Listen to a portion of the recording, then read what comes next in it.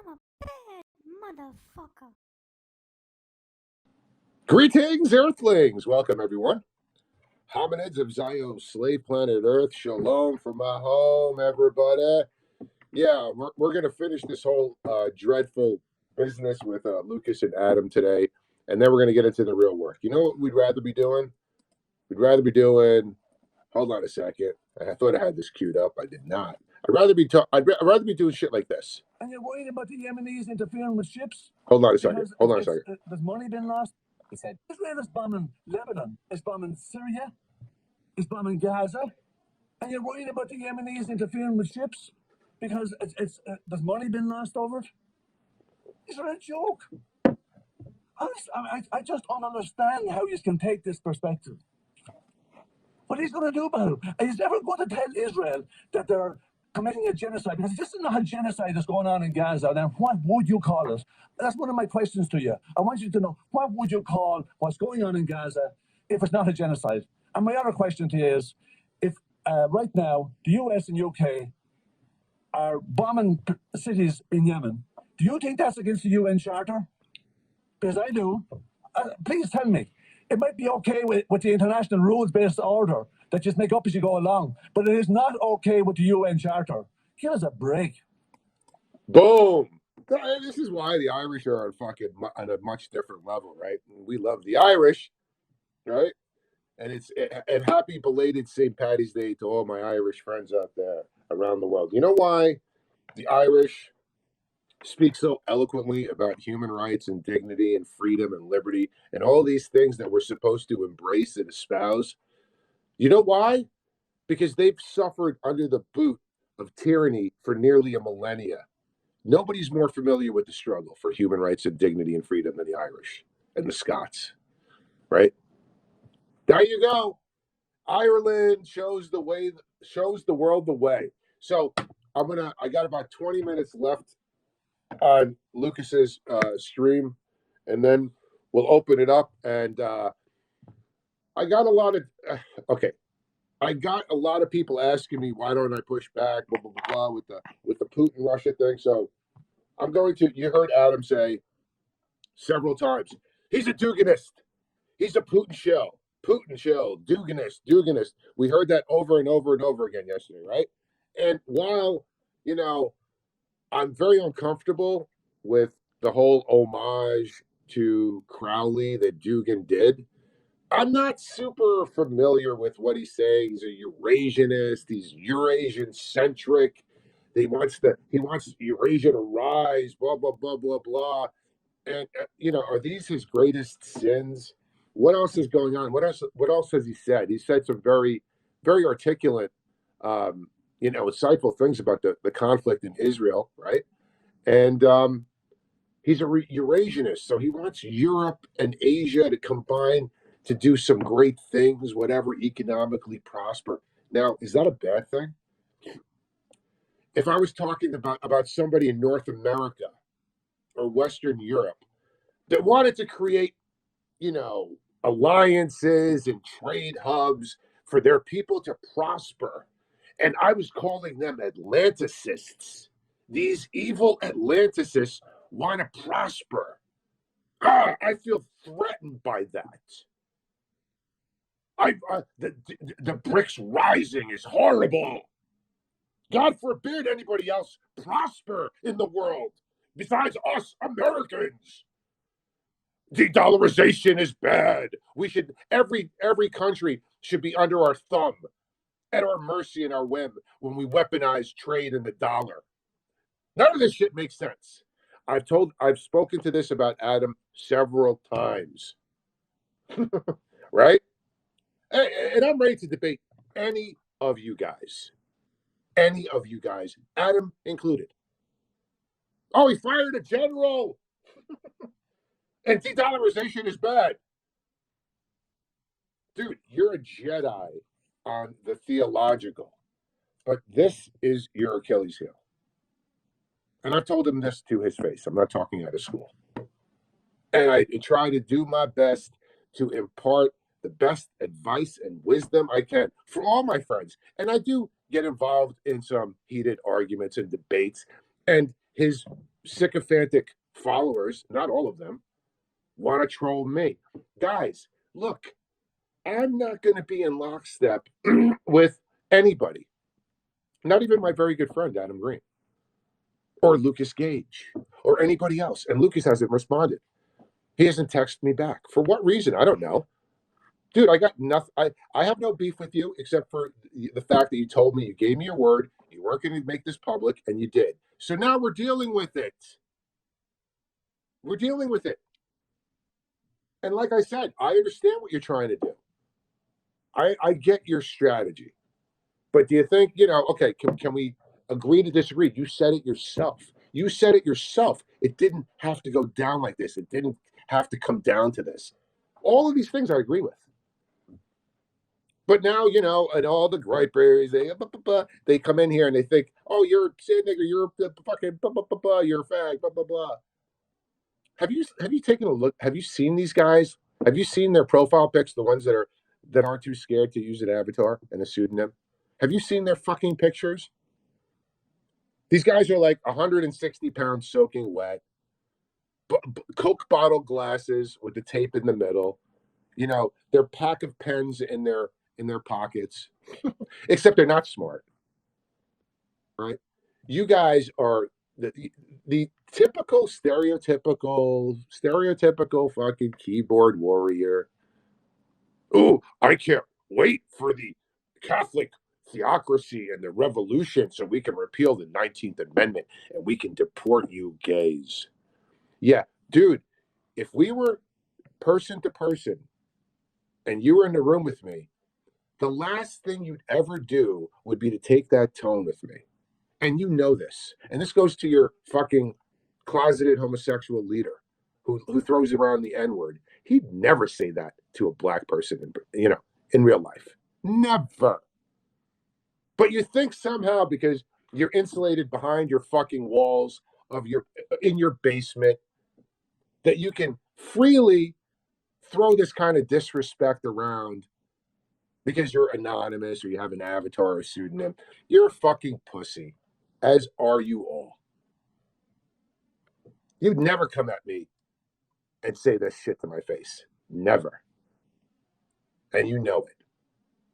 Your balls would retreat into your stomach because you are geldings. And like I said, you lay down with dogs and you rise up with fleas.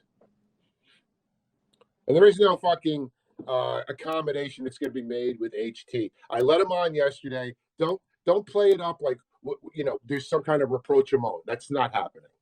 I reject supremacy in all its forms. And is it any wonder? I get these fucking Aryan Brotherhood Klansmen trolling me? You people are a joke. You're vapid. You have nothing to contribute. You're not part of the movement. Be part of your own movement. You want to talk about white purity and fucking this and that and fucking all this? A future for our children, right? There are channels for that. I'm not a part of your fucking orbit. Stay the fuck out of here. Unless you want to debate. If you want to debate, right? Ethnic pure, whatever, racial purity, segregation. You want to debate that stuff? That's fine. Just don't Fed post, and we can debate. But I'm not here to entertain any of these identitarian supremacists of any stripe. You think I'm in these trenches every day, fighting Jewish supremacy every day, day in and day out, and I'm going to suffer you? I'm going to countenance your white supremacy? Oh, what's that even mean, Bert? There's no such thing. Oh, yeah, you know what? You guys are white jays. Deny. You know there's such a thing as white supremacy. Is it the number one threat designation of America, domestic threat designation, as the FBI and the State Department would have you believe? No. I know that's a fucking psyop. I know that's part of their greater Kalergi plan. I understand all that shit. And they're putting a target on Whitey's back. But to deny that there's such a thing as white supremacy, fucking Jewish. Thank you, Jesus. Oh, Oh, Bert, you're just alienating everybody. You're alienating the gay groypers. You're alienating the Q-tards, the Trumpanzees, the white nationalists. You're going to be but look, guys, I don't have time for any of these assholes. They're all idiots. You get it? And be careful about talking about the movement. What fucking movement are you talking about? That will be my first question. What movement are you talking about? What we're going to do is we'll let Brother B make an announcement here, and then we're going to go finish up this dirty business and then move on. Brother B, hello. Hello. Good morning, Al, and good morning, my fellow space cadets. My name's Brian. I'm a Palestinian, and we're all Palestinian. And So say we all. Yes, sir. And I was listening to Sputnik this morning. There's a show I like called Fault Lines, and they reported while that was going on yesterday, 20 Palestinians, women and children, were bombed and killed. So we got to keep it in perspective. I know, you got to do what you got to do, Al. But the groypers and those white. Hold on a second. Closer to 100. Closer to 100 were murdered yesterday. Oh, all right. So that must be the updated. My bottom line is what's we got a genocide going on. But I know you got to do what you got to do. I'm not disrespecting you or your space here. I just it got a little, the groypers. They're just. I mean, I felt dumber listening to them. I'm not the sharpest tool in this shit. I've done a lot of drugs. I probably got brain damage, but man, them dudes. It's just a sad state of affairs, man. Of what's unbelievable, and the the Nazi guy, whatever, these white supremacists. I'm going to say it again, man. You got to read from. I sent you the link to the book, The Pink Swastika, with Himmler. All these guys that idolize Himmler and his SS with their uniforms and all that. They were a bunch of masculine homosexuals, man. Yeah, they were very gay. Himmler was very gay, and he was an occultist and shit. But yeah, you know what? These guys, you're really doing a tremendous disservice to the authentic WW2 not so crew, because they wouldn't recognize these guys. These guys are a fucking it's a pale fucking shadow. But go ahead. Yeah, I just that I wanted to say that. You were talking Adam put a tweet a few days ago about, and you just touched on it, about the the devaluing of the currency and all that. This is my speculation now, and I'm just gonna, from what I see, what I've learned by listening to Adam and you and CJB, this is what I think. If Trump gets selected, as I say, selected to become president of USA Inc., I got a feeling he's gonna offer a jubilee. That's a debt forgiveness. And then the only way to get that debt forgiveness is to go on the blockchain. And that's how they're going to start the digital currency, where everything will be linked at first to an app, your medical records, your banking, if your social credit, just like in China, they got the We app because Elon Musk loves that We app. But I don't know. That's just me thinking out of the box. And I wanted to ask. That's the whole Benjamin Fulford Jassara Nassaro nonsense he's been talking about for like a decade. But thank you, Brother B. Let's go to I'll take one more. Dave Shook, Catholic. Hello.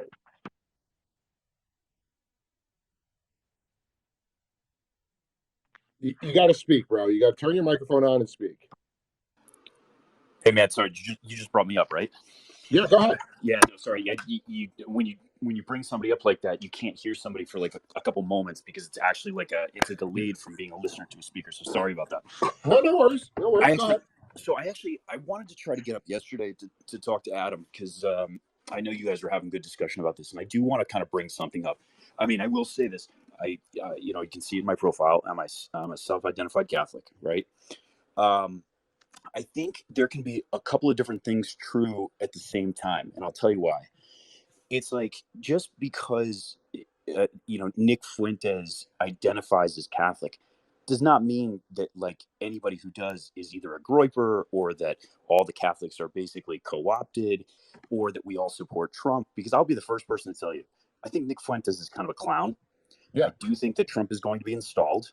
I do think that he's part of this whole problem. I also do hold the belief, though, that Adam can be probably a bit misunderstood about what the actual Catholic Church's relationship is with Judaism, how it's evolved over history, how our involvement is very much different in relationship with Jews. But, and by the way, I don't disagree with what Adam says.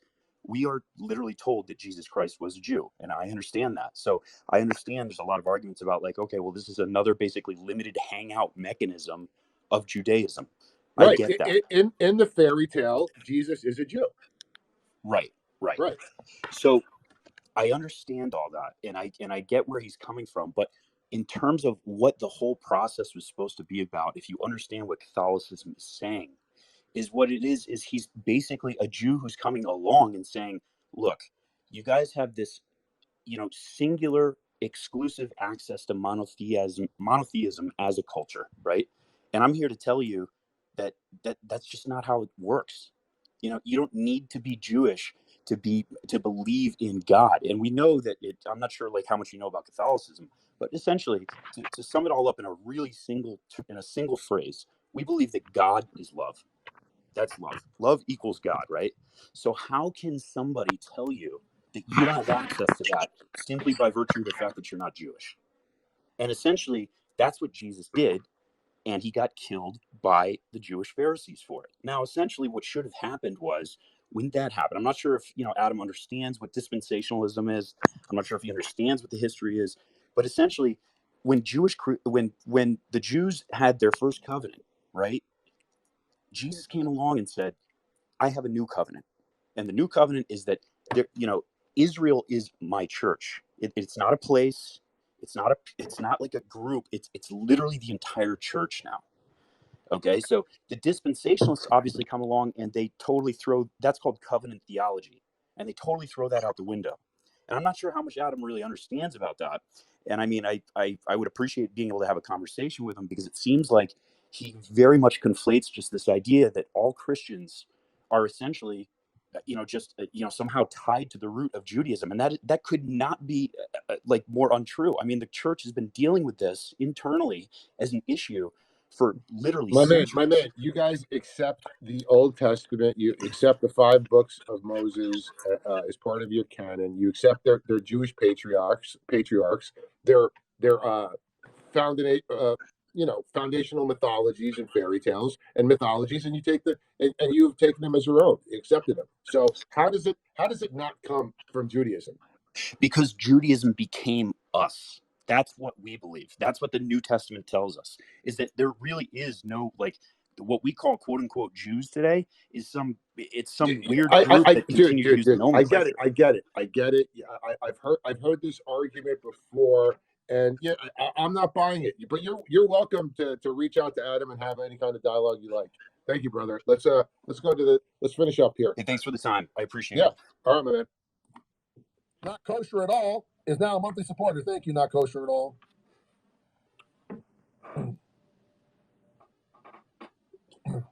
Douglas says, yes, I know this, Lucas. A lot of my family are Mormons, and I have an ancestor that helped establish the temple in Salt Lake. All right.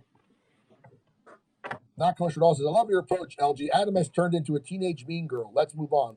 Exactly. I just addressed it. That's it. I'm not going to hurt the guy. I'm not going to make up. People are sending me dossiers about him, right? Look what he did in the past. Look at this Talpot, all these conspiracies.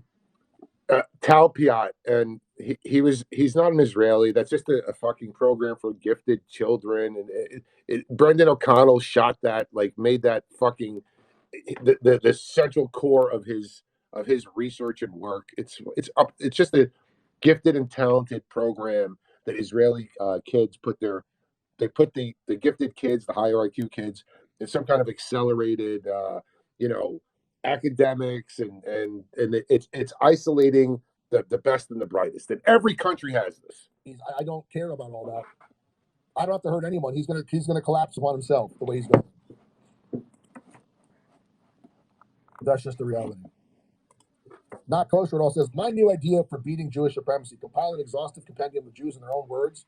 That's all necessary to shock people into going, yeah, but there's JewishContributions.com that has like all the Jews in power. There's a lot of things like that. Why are they called gripers? I don't know where it came from. I don't know exactly. Kid Blue says, Yahweh is not the Old Testament, is not the father of Jesus Christ. Jesus always mentioned his true father through his entirety of his life. And Yahweh never mentions his son, not once in a while. Yeah, I don't know. I used to like Adam back in the day. I don't hate him just as a me too. But then look at his fucking behavior against me personally, like attacking my fucking PTSD, saying I fucking pretending I'm like. You saw CT himself tell you what happened.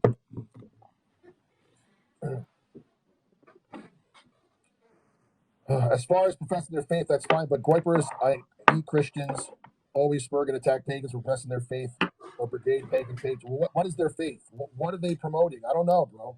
Again, which are these Groypers? You have to understand, Nick's following is so freaking big.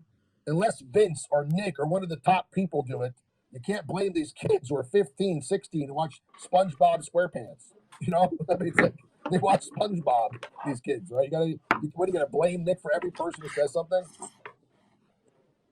Am I attacking not Nick? Am I attacking Adam's followers for saying shit to me? Or Adam? I'm talking to the head of the snake, right? I'm talking to Adam for doing this.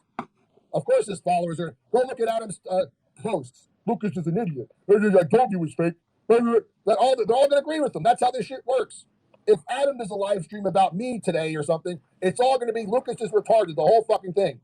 Right? That's how this shit works. And just like here, right? So it's pointless. Once you see someone's not like you anymore, you get rid of them. What does that mean, dude? Once you see someone is not like you anymore, you get rid of them? Does that mean we can't have differences of opinions? We have to be in 100% sync on every issue. Like every single one of my posts, or you're a troll. Is that what you're suggesting? I don't get this. We can't have differences of opinion and be friends. We have to be in lockstep on everything. Well, if that was the case, I wouldn't have any friends, Lucas. Seriously. If I didn't cede my intellect to whatever you believe, we can't be friends. I don't get this kind of fucking mentality. I don't get it. Douglas says, never said you were Nick Show. Oh, I'm not saying you have. No, not you. Others have said it. Electric Force status. Okay, let's look at this.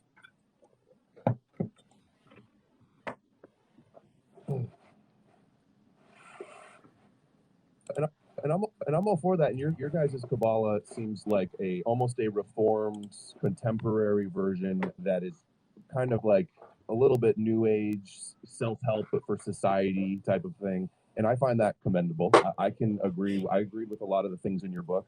Yeah, so this is not an attack here. These two, I did a podcast with them. That's Leo and Seth. These are Kabbalists. Okay, and what these Kabbalists believe is that anyone could be Jewish. It's not race. It's not supremacy. It's that these two have a Kabbalah from Tel Bashem or some guy made a Kabbalah, which is literally what Adam said. It's a self-help, just find God directly. No more race, religious debates. It's a method. It's Jewish mysticism. So you can't use this against Adam because Adam's not saying what Adam is saying is that what your Kabbalah version from the Bel Hashem, Tal Basham, whatever the fuck his name is, or Balaam Hashem, whatever it is, Bullshit. made us it's like a direct self-help to God. That's it. No race, no from the mother. Literally, I could be a Jew, and that's why a lot of these Gentiles go into the Kabbalias and they have the bracelets because they're doing Jewish mysticism. So Jewish mysticism has nothing to do with the Jewish supremacy that you would see in the Torah.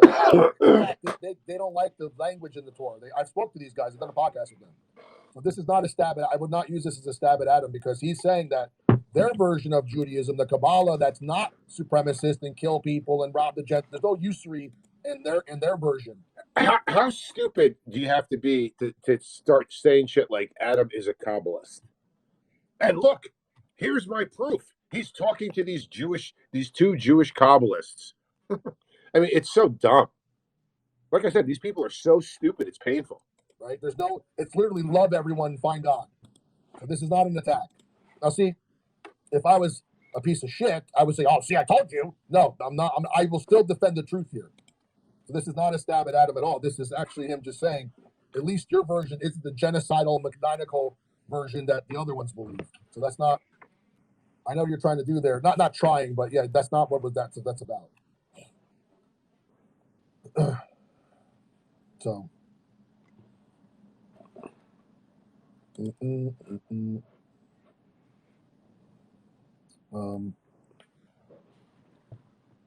Let's see. Exposedwires.com. I barely tuned in during your rant on Adam, and I'm like, what the hell did I just miss? Yeah. No, you missed just me showing receipts and, making sure people understand this is not just some random Spurg attack as they're making it seem like. Because he's calling me a raging Spurg. He's trying to project, which is pathetic.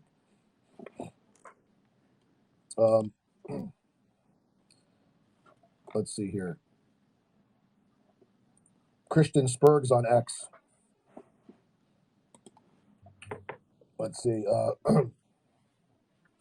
Getting Muslim death threats is a regular Monday for me. Jews, Muslims versus Christians have always been their main war.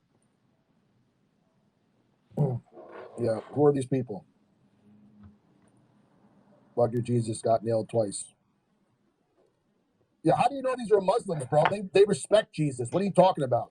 No Muslim would say this. Right. No Muslim would say, fuck your Jesus, he got nailed. No Muslim would say this.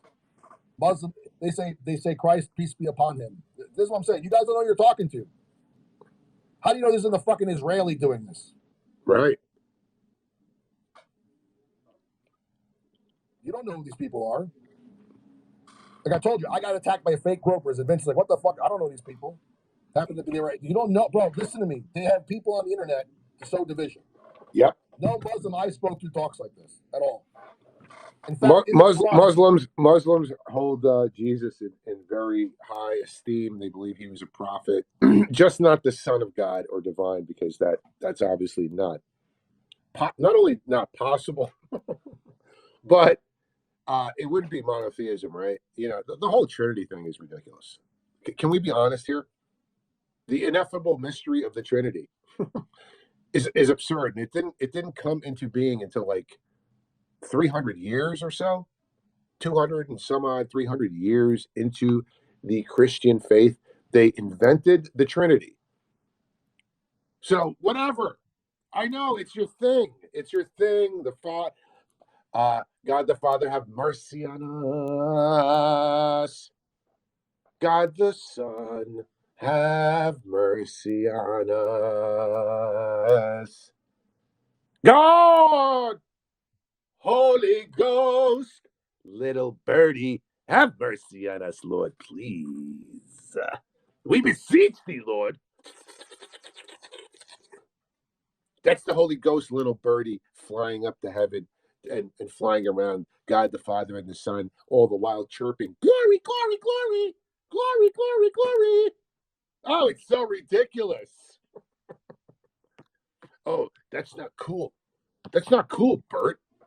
You're disrespecting their faith. Guys, I'm a fucking comedian.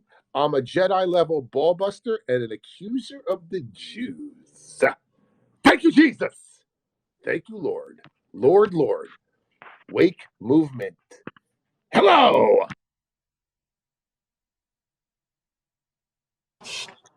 Hello? Can you hear me? Hello. I can hear you. So, and first of all, blessedness upon you. When we die, Under his eye. when we die, we will be circling around the throne of God, singing praises to his name for eternity. How horrible does that sound to anybody else? Sign me up for that. If you want to paint the most boring, dreadful, imaginary picture of heaven you can conceive of, that would probably be it. So, I feel a little. I don't feel bad for Lucas. I'm upset that he told us what he was doing from the start. He's a populist and he's doing a populist thing, and he chose numbers over Adam. So whoever has more followers than Adam, he went to that side, and it's sad. It really is. You know, that's a legitimate argument. I can't tell you I know for certain. I think I don't know, and he's not contacting me. He hasn't responded. I sent him the video from the space I did yesterday, and no response. So I mean, I don't know. I think you had over 1,500 people, I think, watching at one point yesterday. I know it's sad that these conflicts bring numbers in, but it is what it is, I guess. Yeah, people love the drama, and there's channels devoted to just having fucking drama, right? And having feuds. Yeah, well, thank you for being a moderator in this. Perhaps you are bringing some peace to the situation. Perhaps this is reconcilable, actually. Yeah, I mean, listen, he's held that out. So let's yeah, thanks, Liam. It says Christians and Muslims will unite against Jews in the end. I'm not joking. There's a fucking verse in the Quran that says that. I'm literally serious. I don't have it on. And the Jews believe the same thing, Lucas. They believe that there would be a point in their end of times, you know, messianism, where the whole world will line up against Israel, right?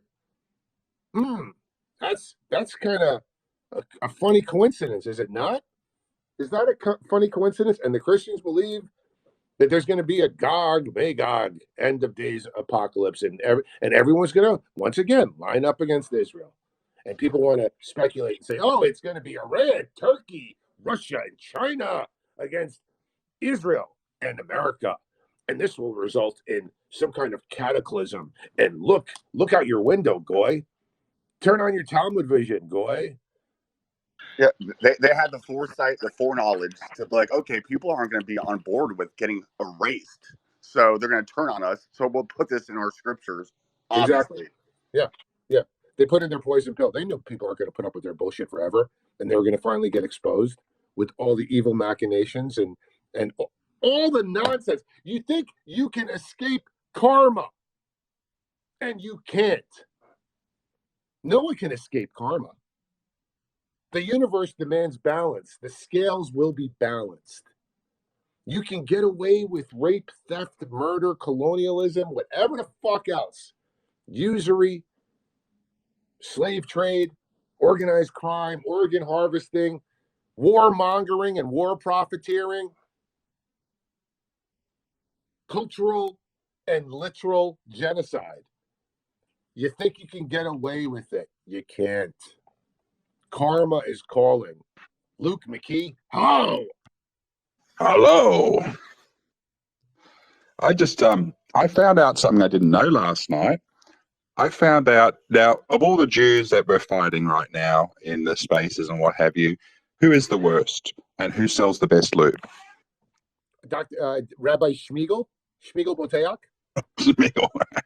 Well, guess who's his best friend who knows his birthday and meets him in real life and is one of his best mates who goes to I'll keep giving you hints until you can guess his name. He goes to the Wailing Wall with Governor DeSantis's wife and Ben Shapiro. Oh, I don't know. Just tell me. Gabe Groisman. They're all despicable. Yeah, they're all despicable. And here's the thing: these ADL bastards, right, have set a benchmark. It's bad to be racist. Well, this guy, if you Twitter search Gabe Groisman and racist, you'll see a video of him saying all non-Jews are the lowest rungs of society. Is that not racist? Can we cancel culture this top ADL Jew lawyer and bring him down just like his mates falling from grace now, Rabbi Shmiegel? What do you think? Yeah, listen, man, it's all fair game. This guy is an operative, and everybody knows it. Why do they He's a hate? public figure, and he can't defend himself. He goes, "Oh no!" Imagine his apology. It's like, "I was so angry. I just made a Freudian slip. I'm so sorry. I misspoke and said Jews are the master race. But I was just so angry at this evil Luke McKee who was attacking my synagogue's written doctrine of child abuse." I mean, it's going to start the dominoes falling once we put pressure on this guy. That's what I've been saying the last 4 years. Come on, Adam Green or someone else. Let's light this guy on fire. And what's the funeral cry bird? Luke, the dominoes are already falling, dude. It's not like we need they need to start falling. They're already falling. It's all going very much awry for them. It's all falling apart. It's all transparent, and every day we grow stronger and stronger. You know, Rabbi Shmuley, he's part of Chabad Lubavitch. No, he's not. No, he's not. No, he puts a lube. They excommunicated him. Oh, they excommunicated him, really? He's too bad for Chabad. Oh, shit. He puts a lube in Lubavitch. I mean, I guess he was once associated with them, but I had somebody on, or I was watching. He was as a child. Yeah, He went through Chabad Lubavitch. It was Max Blue. It was a Max Blumenthal video where he said all these Orthodox rabbis have like excommunicated him. They won't allow him in their synagogues, etc. And he can't speak for them, etc. Blah blah blah blah blah. This has already happened. No, well, I've only shared one post in your jumbotron. Don't put it in the jumbotron. I'm going to remove it. Oh, please. Nothing stays up on the jumbotron. Period. Okay. So I'll put it in the blue pill. Doing it. But the thing is, if I put it in the blue pill, it gives him a notification we're giving him shit, and it brings ADL heat. But if I share it in the jumbotron, it doesn't.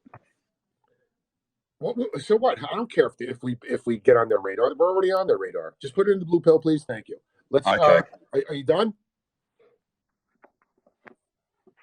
Yeah, I was going to say that and a few other things yesterday. I was going to say it'll come back to me, but yeah, I'll come give you a back minute. Just turn your microphone off, please. On me because there's so many DMs on my fucking Instagram, but many Muslims have sent me that. They want you to be like this. Oh, fucking Muslim. He's absolutely right about what he's talking about here. The agent provocateur, the cryptos pretending to be Muslims to rile up Christians. Then they pretend to be Christians and fucking shitpost to rile up the Muslims. They've been at this for a very long time. It's called divide and conquer. It's called through deception we shall make war. Jews aren't going to send people to cause a division between Christians and Muslims. That's what they're doing already. Yep.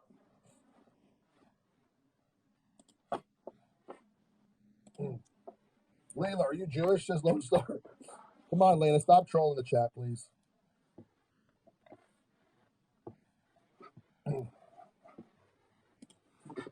So let's see here.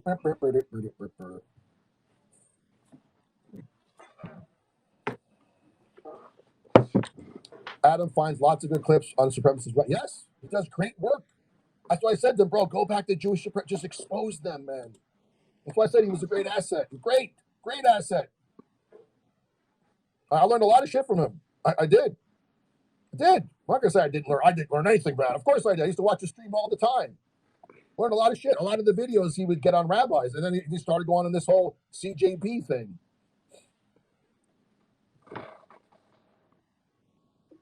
What's this on hedgehogs? Yeah, we know the Louisiana Senator Huey Long. Yep. Interesting, huh? Louisiana Senator Huey Long poised to win in the 1936 presidential election against Franklin Roosevelt. This would have prevented America from entering World War II and allying with Judeo-Bolsheviks. But a Jew named Carl Weiss assassinated Huey Long before the election. And this was an ear, mouth, and throat doctor. Okay? Just an ear, mouth, and throat doctor decides to kill someone for no reason. That makes you go figure. So.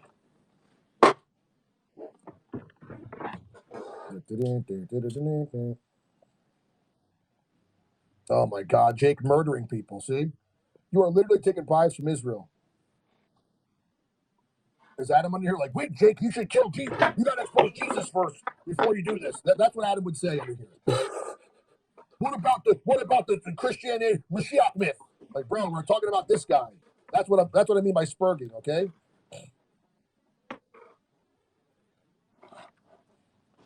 Who's spurring you, really?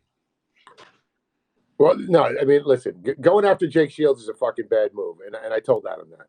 He's not like, look, he makes some valid points.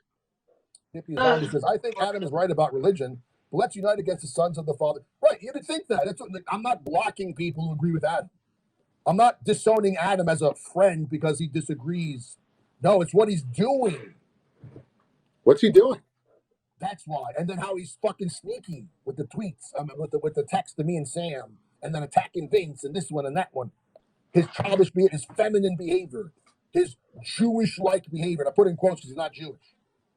Projecting, spurring on me because I yell. Everyone knows my rants make me go viral. It's part of my shtick. It's like a drill instructor. Everyone knows that. Yeah, Jews have a shtick. Claudia says Muslims will never say he got nailed twice because they don't believe Jesus was crucified. Clearly, a Jew sowing hatred. Exactly. Lone Star says, as a Christian, I hate religion. Okay, there you go. So, I wanted to share an important video, though. Okay, an important video because a lot of people talk about building societies. I want to share this message from this young man named Arvel. He's building a community in Arkansas, right? And now he's trying to build a school system, right? There's a person taking action. And we're supposed to attack him because he's Christian or a Christian Platonist. I'm supposed to say, hey, Eric, guess what, dude? I can't support your Judeo-Christian psyop, bro. Fuck the kids who are in Ozark. Fuck your community, bro. I don't want to contribute to J. See how stupid this shit is? He's a great guy. He's intelligent. He's building a community from the ground up. All right. Yep. At least he says that Adam isn't Jewish, so I give him props for that. Well, anyway, let's see here. BitChute is getting a live chat. Wow. All right. Hedgehog autism. I think I read that one. Oh, can you imagine the live chat and BitChute? It's going to be just fucking scum of the earth filth, getting free license to just shit all over the internet. That's going to be an ugly sight. Chat friends, let's all let each other be themselves and focus on supporting LG and encouraging each other's effort to stop Jewish supremacy. That's right. Jake Shields, what do you do now? What's this one? Did I already look at this? Yeah, we already saw that. Base guy says, Lucas, look what one of the guy promoted by Elon promoting. I hate these subversive agents. Matt Wallace. Yeah. First of all, Matt Wallace is not a subversive agent, just so you know. Hitler's not who they say. He was part of the pedophile elite. And then, look at this. You see what he's doing? The photo shows Adolf Hitler on a walk with Helga Goebbels, daughter of his propaganda minister in 1936. There's no evidence. You understand? You see what he did? You guys, do you understand what the people like Dom Lucre, Tate, and Matt just did? They're doing the reverse psychology thing. They're letting community notes correct the obviously fake trigger. This is not him. He doesn't believe this. Matt was in our space before. He knows what's going on. Oh, whoops! I didn't even. I'm sorry. I didn't even show you guys. So, this is what Matt Wallace is posting. It's clearly the opposite of reality. Community note comes up, teaches everyone the truth.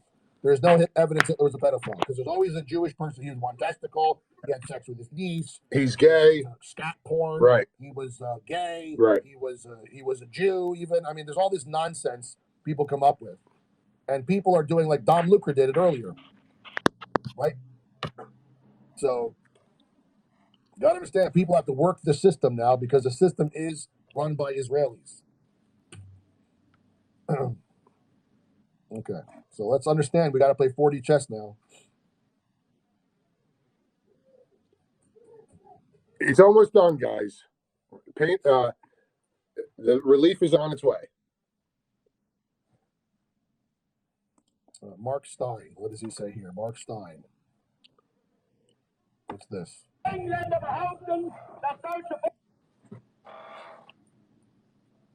Well, I don't want to play the video now because we're running out of time, so I don't want to spend my time on the video.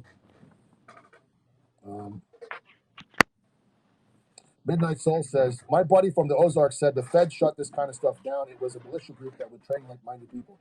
No, this is not a militia group. This is a private land club, which is completely legal. They're not going to have any of that crap on there. So, yeah.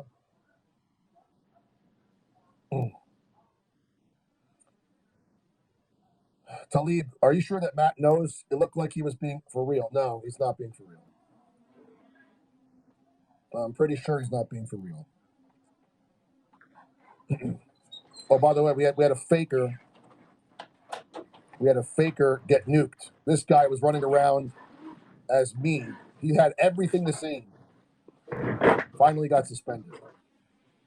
So, thank God. Maybe because they're getting ready for my return. Because he was on here the whole time, faking to be me. People were following him. Look at this fucking shit. 1,800 people thought it was me. So, yeah. Are we done here? What else do we got here? Was there something else I wanted to show you guys?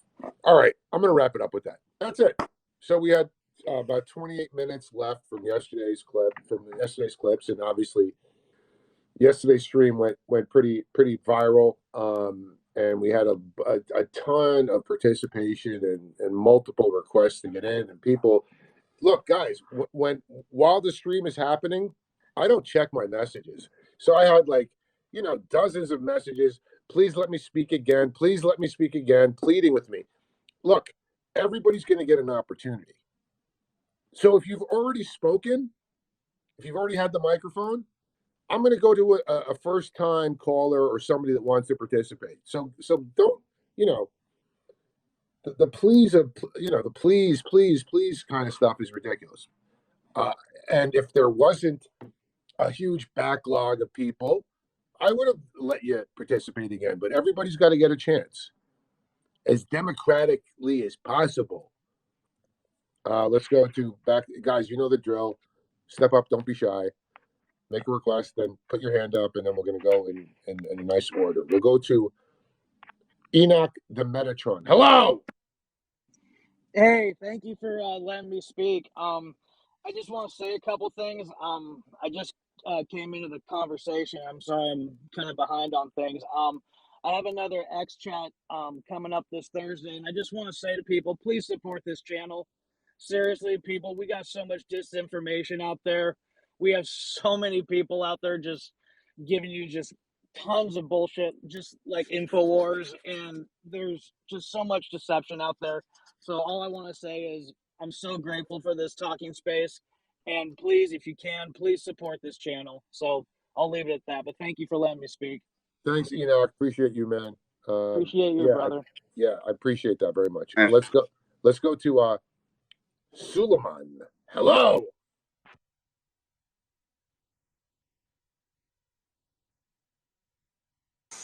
Hey Albert, can you come back to me, dude? I'm wrapping up in the shower right now. Okay, yeah.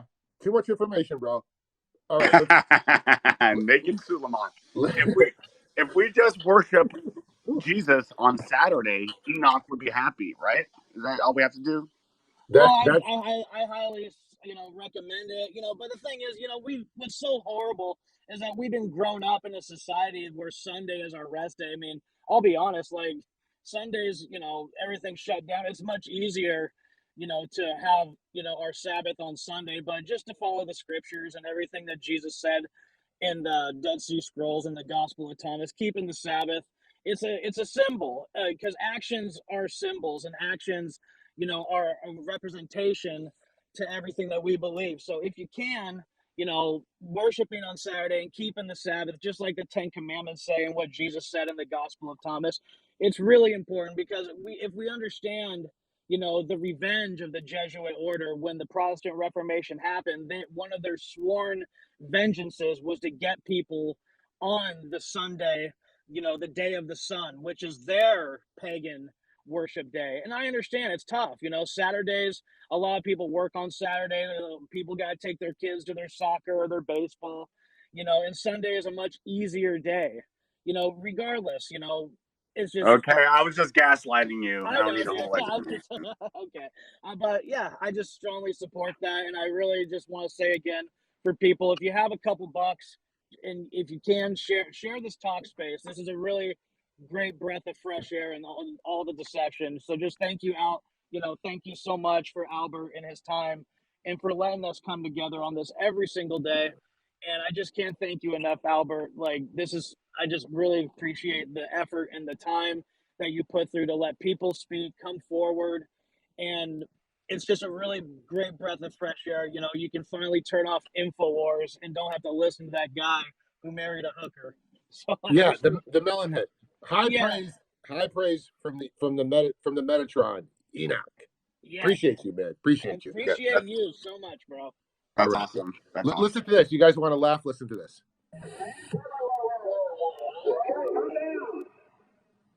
Sorry to. If you do not like Jews, you. If you don't like Israel, you. If you don't take 60 seconds to look up what a Zionist is, you. You say genocide, I say you.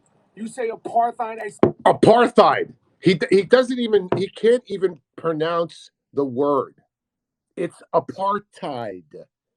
Apartheid. Apartheid. You fucking look at this guy.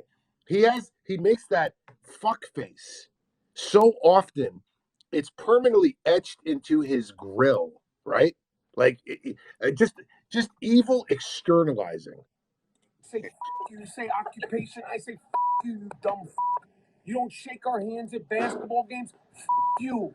You don't want us on campus, you. Leave, scumbag. You don't want Scumbag. You do not want Jews in Israel to defend ourselves. You. You have a problem with Jews because we're Jews. You. October 7th didn't happen. When you saw the videotape. Okay, they're not Who October says this? denialists. There aren't like October 7 truthers. No one's saying it didn't happen. Like I like how earnest he is. That I almost feel bad like making fun of him because it really does feel like we're making fun of someone who can't intellectually, like cognitively defend themselves. I know, it's like he making really fun seems of moved Simple and upset Sam. that people think he really seems to think that people don't believe October 7th happened. Like there is Holocaust denial, but I have not encountered any October 7th denial. Yeah, I mean, like to me, the entire narrative around October 7th denial is like completely fabricated. I mean, can you get more pathetic? Like cartoonish ghouls and race hustlers and ginger goblins. Can you scrape any lower? Have they found bottom yet? I don't think so. I love it when he gets caught in the hallway talking about getting paid. Yeah, but do you really believe that? Don't you think that's that he's trolling us? That it's another Rabbi Shmuley hot mic bullshit fucking thing to bring discredit to the people that criticize him, that are going to run with that? I don't believe that for a minute, dude. Okay. Be like, no, man, that was all AI. Yeah, exactly. You know, it's like, no, we know it happened. The question is how many civilians were killed versus how many soldiers were killed, and also how did and also like the claims where they're using mass rape as the reason and a justification for the continued slaughter of people in Gaza. Right. Asking for evidence of certain claims. Not saying October. Let's take a look. This is you. You say genocide, I say fuck you, fuck Blue's Clues. Listen, you fuck. For those of you who look at what is actually happening and call it what it is, I've got a message for you. Fuck you. You took the time to look up what it meant to be a Zio, the project that we're actually trying to carry out.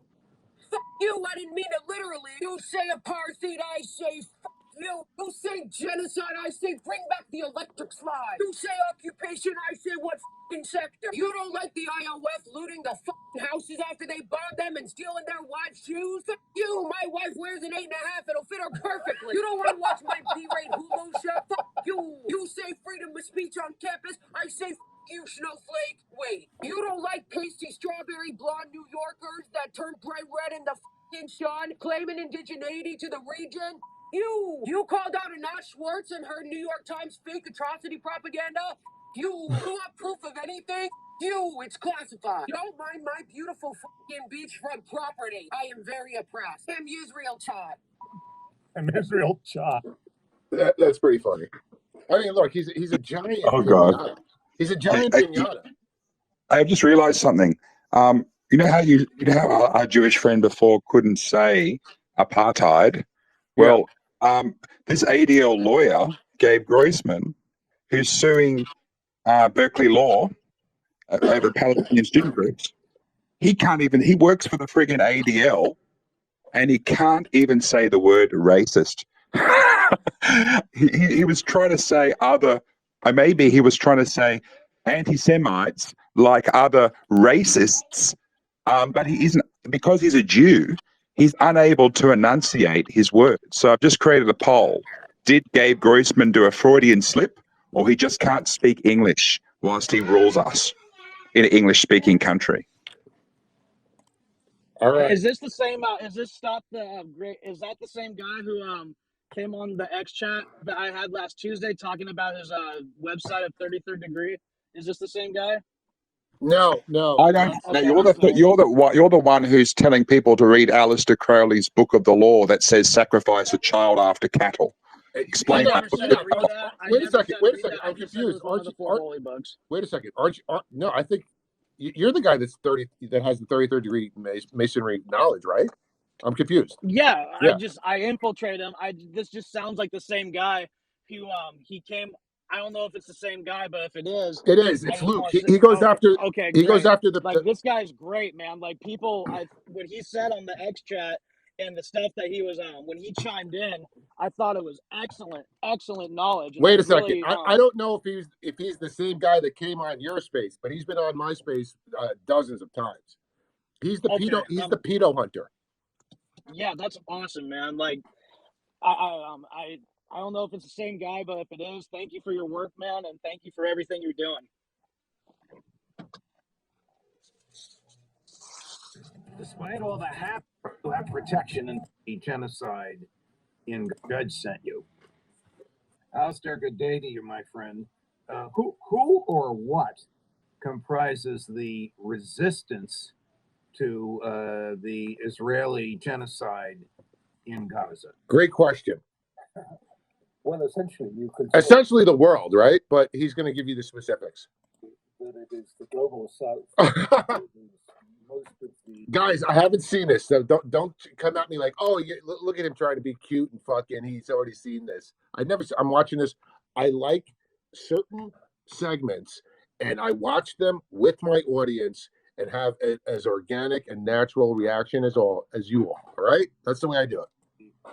Islamic world, and quite a bit of Europe and the United States in terms of, if you like, having a general resistance. I mean, just to be clear, what I'm saying is that Israel has already lost its, if you like, global reach on people. This is going to be very significant. Losing this because this is their ability to, if you like, command and get supporting policies in Europe and America. And it's impacted. You've seen that with what's happened with Michigan in the United States, but you've also seen this in the attempt of Mr. Schumer, if you like, the leader in the Senate, to try and, if you like, divert attention and to make it much clearer to the Democratic base that if you like, the Democrats are doing their best to try and reduce, I think, particularly the opposition at the convention. I think they all fear. I mean, you may be much more up on this than I am, but I think in 1968, I mean, there was this opposition and there were protests about Vietnam at the time, and it took away a lot of the attention from the main event, if you like. I think that's what the fear is. But I remember it well. I was 18 years old, and it was sort of my baptism into, if you will, into American politics. You mentioned Schumer. Yes. Will run the clip, but as I recall it, the essence of it is that Israel is becoming a pariah state, and it's because of Prime Minister. It's becoming. No, Judge. It's been a pariah state for quite some time. But when you have the gorilla on the planet as your slave, you can get away with a lot, can't you? Mr. Netanyahu's unholy alliance with extreme right wingers. But we'll let Senator Schumer speak for himself. He is, of course, the majority leader in the Senate and the highest ranking elected public official in the United States who's Jewish. Here's what he said last week on the floor of the Senate about Prime Minister Netanyahu. Prime Minister Netanyahu has lost his way by allowing his political survival to take the precedence over the best interests of Israel. That's a horrible anti-Semitic trope, questioning dual loyalties, right? Now, you know what this is? Do you really think that Chuck, who couldn't get a date unless he hit on his daughter's friends, you think Chuck Schumer has this real division with Netanyahu, or can't you see through this fucking bullshit?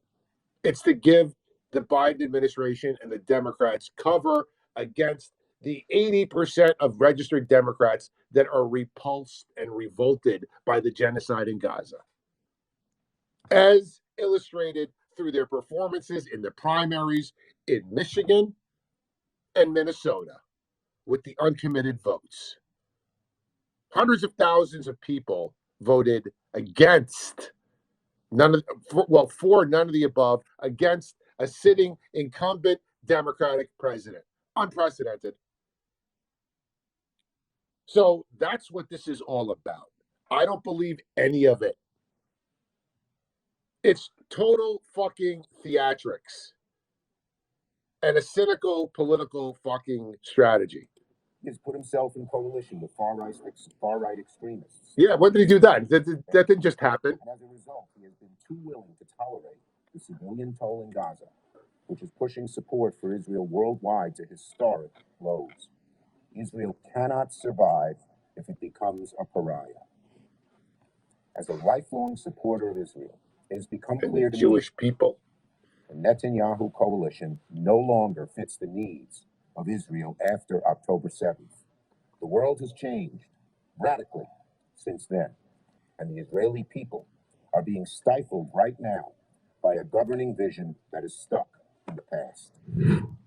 Vision that is stuck in the past. What's your take on this, Alistair? Well, I think it goes back. Some of your listeners and viewers will recall about 10 years ago, Netanyahu started moving the dial on Israeli politics. He moved it towards saying that, Palestinian issue was over. No one was interested in the Palestinian. It had gone away, and we can concentrate on the Abraham Accords and integrating ourselves in the world. But the other part of it, which was very important, was that it was quite apparent that the Israeli politics were moving very far to the right, young as much as the older elements of it. So the Israeli politics has swung quite hard right over these 10 years. And so even then, a decade ago, it was fairly obvious that the Likud and the Democratic Party were on divergent paths. One was becoming more woke, if you like. The Democrats were becoming more woke. And those values did not fit with Likud values any longer. Certainly the right wing of Israeli politics were on quite a different path. And the values of the Democrats, as they embraced woke thinking, of course, had some threat to Israel, because that sort of language was quite threatening, because it implied, if you like, equal rights for everyone, if you took it literally. And so it was about that time that Netanyahu said, well, we need to switch. And the evangelicals are going to be the main, if you like, path for us into the Republican Party, and that this is where we need to move to, that Israel needs to move much more towards the Republicans and away from woke Democrats. I mean, this is his terms about how it was. So you can understand, I mean, this really, with Schumer making that speech, is the culmination. It's sort of making, this is the declaration of divorce, if you like, but it's been 10 years in the making. And this is why it's not stirring such making such a stir as, Axios and the other media are suggesting that, it's been an absolute extraordinary thing in Israel. Well, Israelis who follow the news have seen this coming for a long time, and it was expected. So how they interpret this is very much, if you like, that Schumer is simply trying in this for the Democrats about American politics to keep the party, the Democratic, the element within the Democratic Party that is supportive of Palestine, to keep the flames down sufficiently, certainly to keep the flames down of those protests right through till the convention it is passed. So it's not so much, I think, a threat. And actually, one of the interesting things in a poll that just came out in Israel from the Israeli Democratic Institute showed actually that a clear majority of Israelis wanted, say, Gantz, who'd just been to Washington, who's been in Washington, as you know. I mean, they wanted him to stay in the government. And at the same time, 74% of Israelis want the operation in Russia to go ahead. It's not that, Netanyahu is out of tune with Israeli opinion. He's out of tune with democratic opinion. And this is what is reflected. And that's why it hasn't been the earthquake that so much of the Western media have suggested it has. It's the culmination. They've been on divergent paths now for some years. Do you think that Senator Schumer articulated in that clip that we ran, the entire talk, I think it's about 25 minutes, but in the clip that we ran, do you think he articulated what a lot of Americans, particularly Democrats, especially Jewish American Democrats, have been thinking? I think absolutely, 100%. But I think, this is the point, is that, and this is where the divergence was coming. Most of those, the Jewish diaspora that vote for the Democratic Party, and they overwhelmingly vote for the Democratic Party, are reformist Jews. And they are also liberal Jews. And therefore, they are naturally much more inclined to the sort of, if you like, the left-wing parties in Israel, and not to the majority where Israel politics now has sort of centered itself. So I think he was reflecting as something like, as you say, the majority of reformist, liberal Jews in America are very unhappy with the direction Israel is going. But the point is that Israel has been moving in this direction. I wrote a piece just recently about, when I look back from about 10 years ago that I wrote, and even then I wrote in it, it seemed obvious that we were moving to a very different position between Israel and the Islamic world. And it was one where we would see the religious symbols becoming the focus of conflict, the Temple Mount versus Al-Aqsa. And that's exactly what we've got today taking place.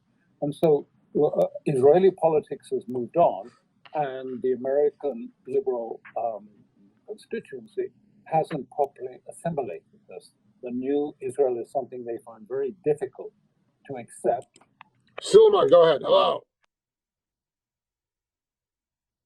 Hey, good morning, Al. It was a great show yesterday. I wanted to touch on a little bit of the conversation yesterday with Adam Green. Him and Lucas Gage. I mean, I fully support both of them. In my eyes, they're both soldiers for the cause. As do I. I couldn't jump on Adam Green's I guess if you want to call it agenda, or his viewpoint that Christian Zionism had to be tackled before the main problem. And to me, I couldn't wrap my head around it. It reminded me of, I've been in some of these Muslim spaces where they talk about Shia Islam being an invention of Zionist influences, and we need to go after Shias. And it's like, dude, why don't you go after the fucking people that made it? Because even if you take out Christian Zionism, or if you somehow convince them that they've been compromised, they're going to have a prepackaged plan.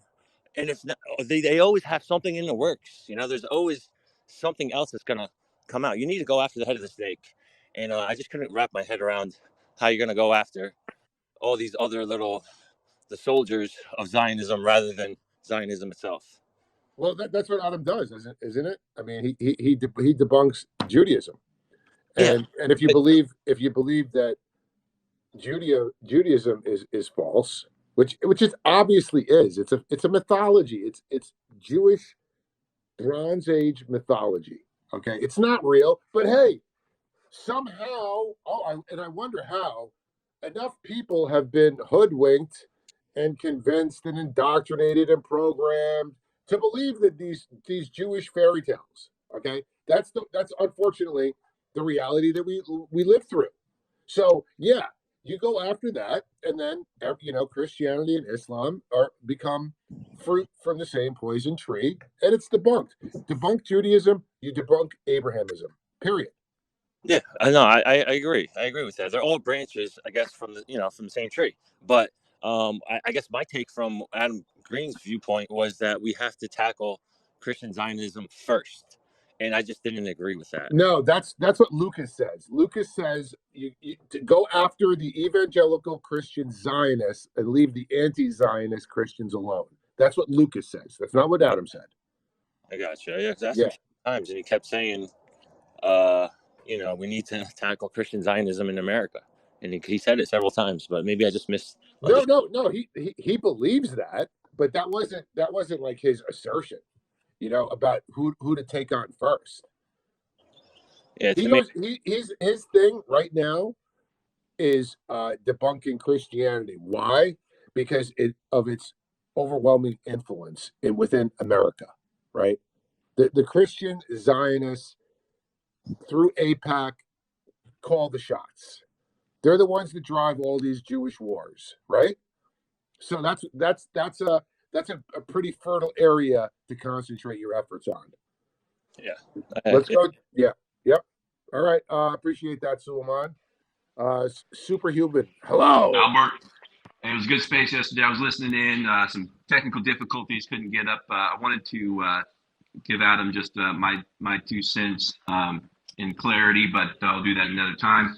I wanted to address what Suleiman said here because I was listening yesterday and I heard this over and over again. I don't think Adam clarified quite well what I think he defended his position too much and didn't explain.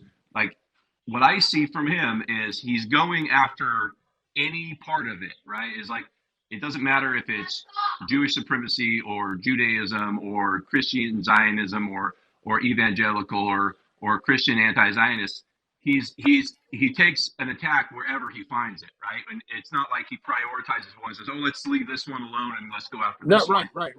He's not. There are no sacred cows for him in terms of Abrahamism, right? Yeah, I just thought that was an important point to Suleiman's point there because it did get confusing on stage when people were talking about it. It sounded like he was defending going after them first, and it doesn't really matter, right? It's just wherever the head wherever the snake comes out, right? He's attacking, and I think he does a good job at that. Yeah. I would agree with that assessment. He definitely concentrates on Christianity because we have this, Christian, so-called Christian nation, right? A Christian nation led by Satanists. Yeah, it's a relevant topic, absolutely relevant topic. But yeah, and on that note, did you enjoy Candace Owens speaking with that rabbi? Did you catch any of those videos? I actually have that queued up. I didn't watch. I only watched like the first minute of it. Is it worthwhile or is it shit? I only caught clips of it, so I can't tell you that. The clips were gems, though.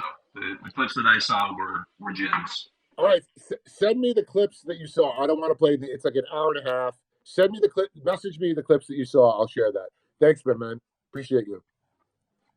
Are you done? You got anything else? No, I'm off to school. I'll talk to you later. All right, bro. All right, so where were we? Alistair Crook, right? Hold on a second, guys.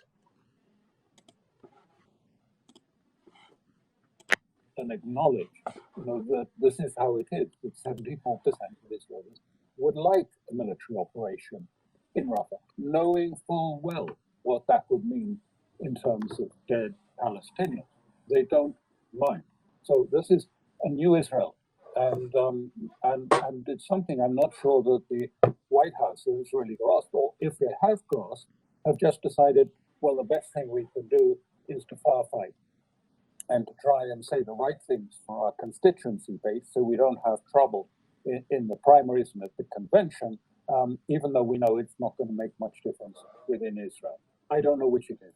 What is your view of the attitude of the Israeli public about Netanyahu personally, given the allegations of criminal behavior, the commencement of his at least one of his criminal trials before all this started, and now his disenchantment from his patron, the United States of America? But that's the first part of the question. The second part of the question is, does Mossad play a role in here?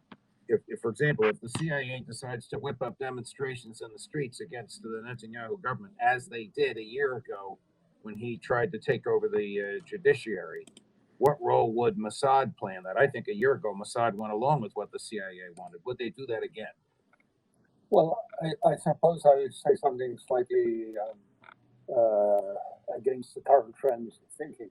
But what I read, I mean, particularly in the Hebrew press, and what we take from the Hebrew press, is really that actually it's reinforced Netanyahu's position in Israel. Yes, he is deeply unpopular amongst about a third of Israelis, who, you know, for a whole lot of reasons going back a long way, and they're not all together to do just with the Palestinian issue.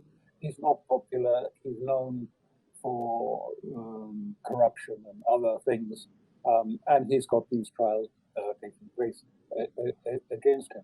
But if anything, and it's not surprising, in America you do it the same. If, you know, another country told you what to do and that you must have a new election and inaugurate a new government, Americans wouldn't like to be lectured like that either. And most Israelis weren't terribly pleased with that.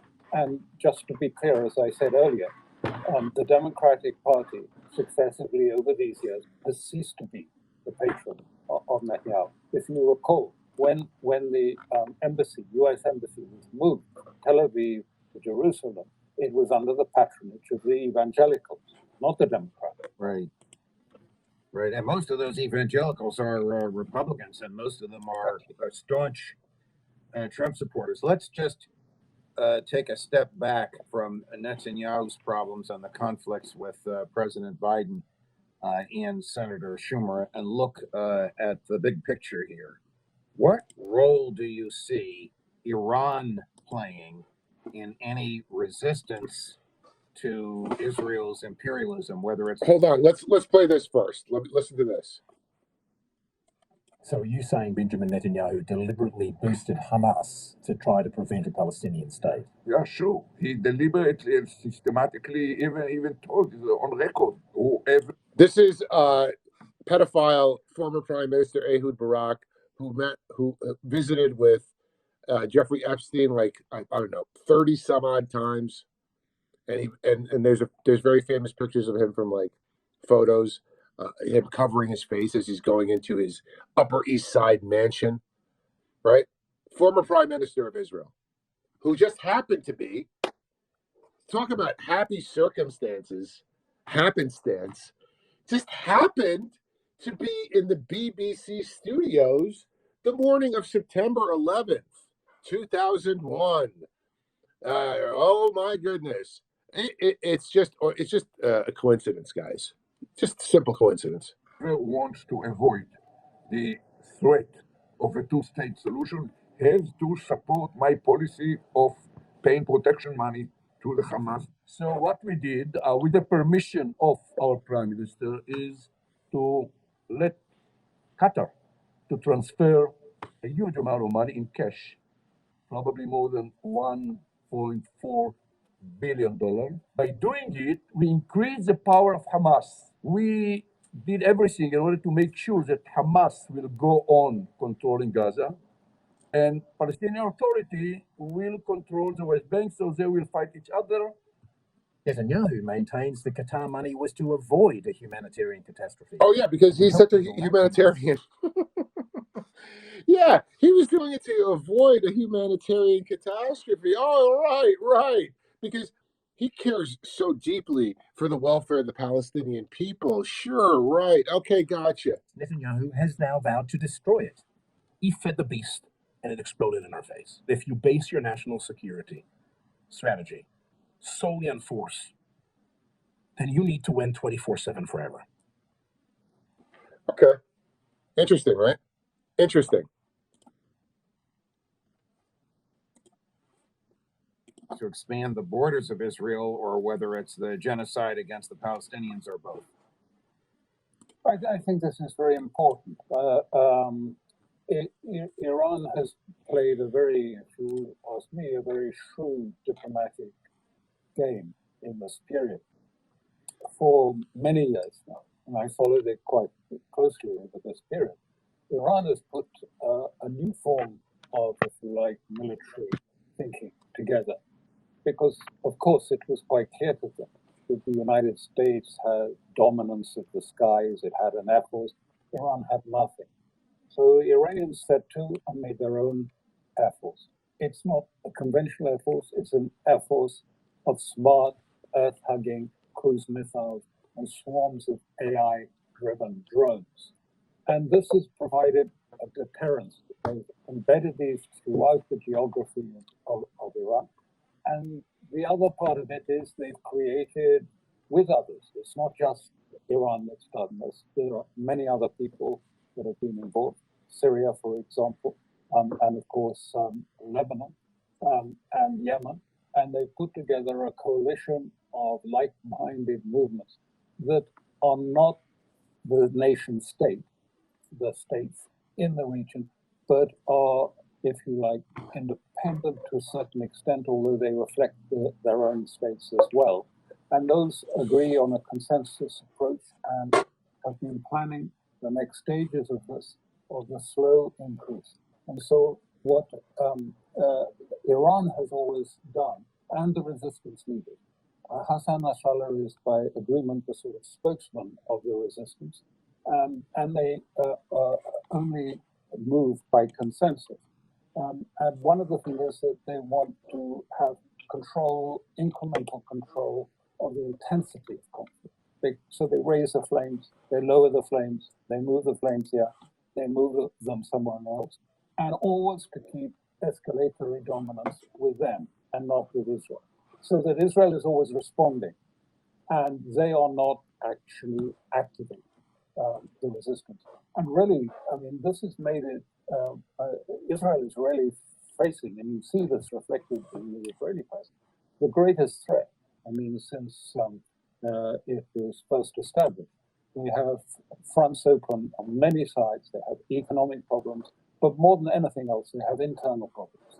There's an internal war within Israel, as well as an external war that they're having to fight.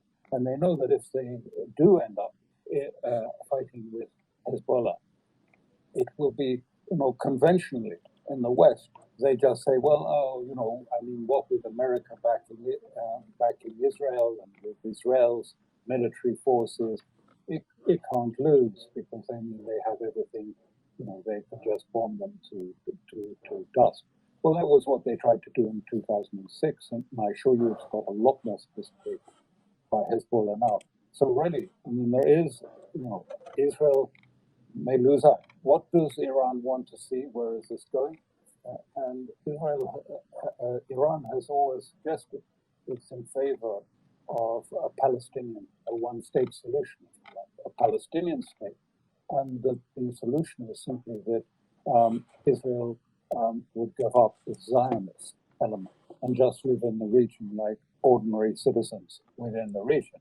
That they would not have special rights, special legal, political, and administrative rights over the subordinate population that shares the territory. That is their aim, is to go back to how the region was hundreds of years ago, where Jews lived quite normally. I mean, always have lived in Iran. There's still a large Jewish population in Iran and all over the region. They want to go back to that, but there would be no special rights. There would be no Israel that has been awarded a military edge by the United States. And so their game is one of a long-term attrition. It's not one of, fighting and killing Israelis. It's simply bringing Israel to the point of exhaustion and a sense of defeat, in which it's forced to consider the whole project of Zionism and whether it can continue and look for some solution. And that brings to the key point. You make the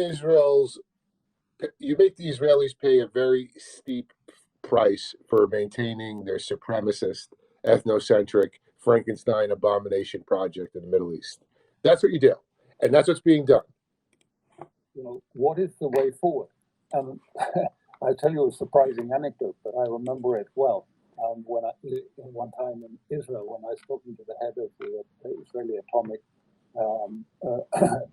Energy Commission, i.e. the man running their nuclear policy, and he said, we'll go on like this, but one day, believe me, suddenly Israel will start talking to the Iranians.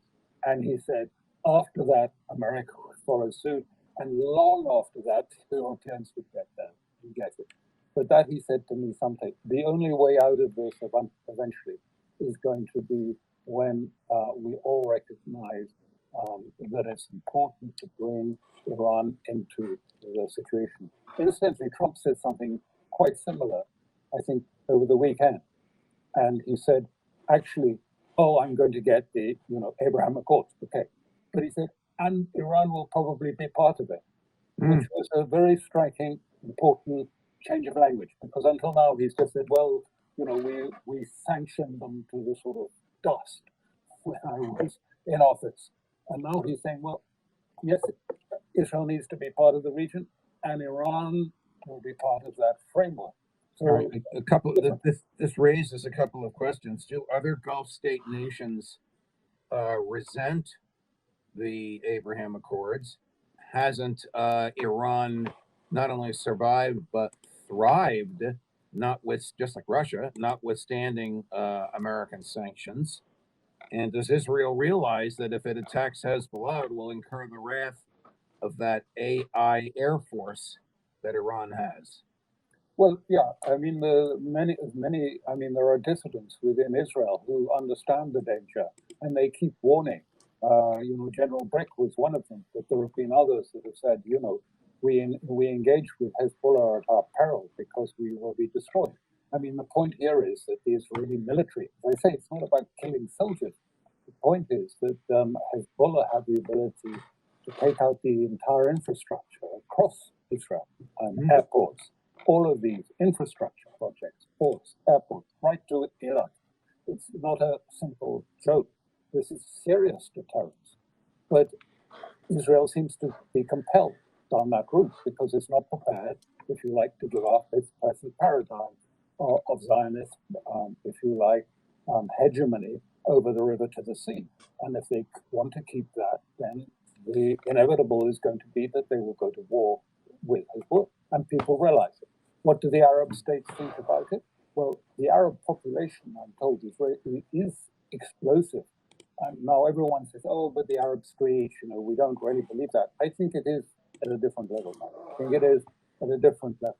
Now, when you talk about, some Gulf states, remember the population of some of those Gulf states is smaller than a small city. I mean, and 80% of them are workers, brought in from India or Pakistan or Bangladesh to supply the manpower and the waiters and the servants. So they are in different positions. But the point is that they have been totally dependent. I mean, look at the way they've built themselves up on tech. They've turned themselves into green tech instruments. And this has been through Israel. And who has supported that? Well, this is Wall Street channeling its venture capital, venture funds through Israel into these Gulf states to make money. But now, I mean, most of that tech world in Israel is closed down. It's not there. So what does this mean for the business model of those Gulf states? Is it so good to be sort of now part of the Abraham Accord? Or do they need to look at China? And do they need to look at Iran and Russia are they stuck in, if you like, the old model and the new model, which is the heartland the new, if you like, BRICS version of the economy that is opening across the whole of Central Asia. Where's the most exciting part of the economy now? Well, it's actually in the north, in Vladivostok, where all the economy in Siberia. I mean, there's an extraordinary, integration of China and Russia that is producing all sorts of new economic and technical innovations that will change the region. So do you look that way, or where the pendulum is already swinging away? Or you're painting a very gloomy future for the Israelis if they continue their destruction of Gaza. So what match is going to light this? What's going to provoke other state actors to get involved? And does Prime Minister Netanyahu recognize that he's playing with fire? He's not just killing civilians, he's playing with fire. I think, yes, Netanyahu understands very well. This is why he keeps calling it. This is and he uses these apocalyptic terms. This is, Israel fighting for its life. This is Israel, the great Armageddon battle is coming. We have to have complete victory. I mean, he's absolutely determined, and this is shared by nearly all Israelis. The Poles confirm it, absolutely. They do not believe it's possible to survive, as they have survived as a Zionist project, when other states do no longer fear them. It's been that military edge of fear that has been the survival of Israel, and they feel that's gone since the 7th of October and eroding every day since. And unless they can restore that in some way. But he does realize that. And a lighted match cannot just set Hezbollah on fire. What would happen in Iraq? Iraq is already, it's now no longer, it's attacking Haifa and the ports of Ashdod and Haifa. Eilat is already closed. It won't be much longer before perhaps we'll find the Ben Gurion is closed. I mean, the squeeze is continuing. And this is asymmetric warfare, which, fortunately, the sort of conventionalists don't accept. Oh, no, this is nonsense. I mean, it won't happen. But this is happening. It's happening now. And Israel is facing, and it understands that. But it is compelled. And it is compelled because it's compelled not by, if you like, literal politics. It's compelled by the eschatological, the biblical narrative that Israel has to go in and do these things because it is the will of God. We have every day, we hear rabbis coming on and saying to the troops, these senior rabbis come and say to the troops about the Old Testament, and they say, this means that you have to kill the children in Gaza. You have to kill the children because they will grow up and they will turn into terrorists who will attack them. And you have to kill the women because these are the vessels that give birth to these future terrorists. This is important stuff to be injected into the ether, especially in the Western Hemisphere, America and Europe. Americans and Europeans need to hear this.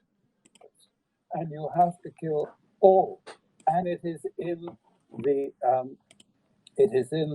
this is a halakhic command, which is not voluntary, which is mandatory on. You are commanded under halakhic law to do this. Halakhic law is Jewish law to do these things. That and the Talmud require us to do these things. So there's this compulsion. Fact. And this is why this is saying, look. This is being not that he's mainstream, but he used to be a Fox analyst, right? Judge Napolitano. This is a big deal. And this injecting this into the conversation so people understand this is fundamental. They are religiously commanded. It's a mitzvah. Right? Snuffing out the life of a non-J is as pleasing to God as a sacrifice. What kind of God revels in and loves two forms of blood? Sacrificial blood and the blood of circumcision. Does that sound like a God you want to prostrate yourself before? This cacodemon Yahweh, God of Israel? Does that appeal to you? I don't know. Taking an 8-day-old newborn boy, male, and sexually mutilating him, and then thinking that the blood caused by this mutilation, this barbaric trauma you're going to inflict on this fucking little newborn, somehow believing that that blood is pleasing to God, and he loves it, she loves it, it loves it. Does anybody else see something very sick and twisted going on here besides me? Am I fucking crazy that I don't love the blood, sacrificial blood of defenseless animals and the blood of 8-day newborn male boys being mutilated? I'm the one that's hateful. I'm an anti-Semite because I don't go along with this madness. Is that what you were suggesting here, Rabbi Schmiegel? The West keeps conceptualizing this as a sort of as a typical secular process of management. Offer a new state, manage, move people here or there.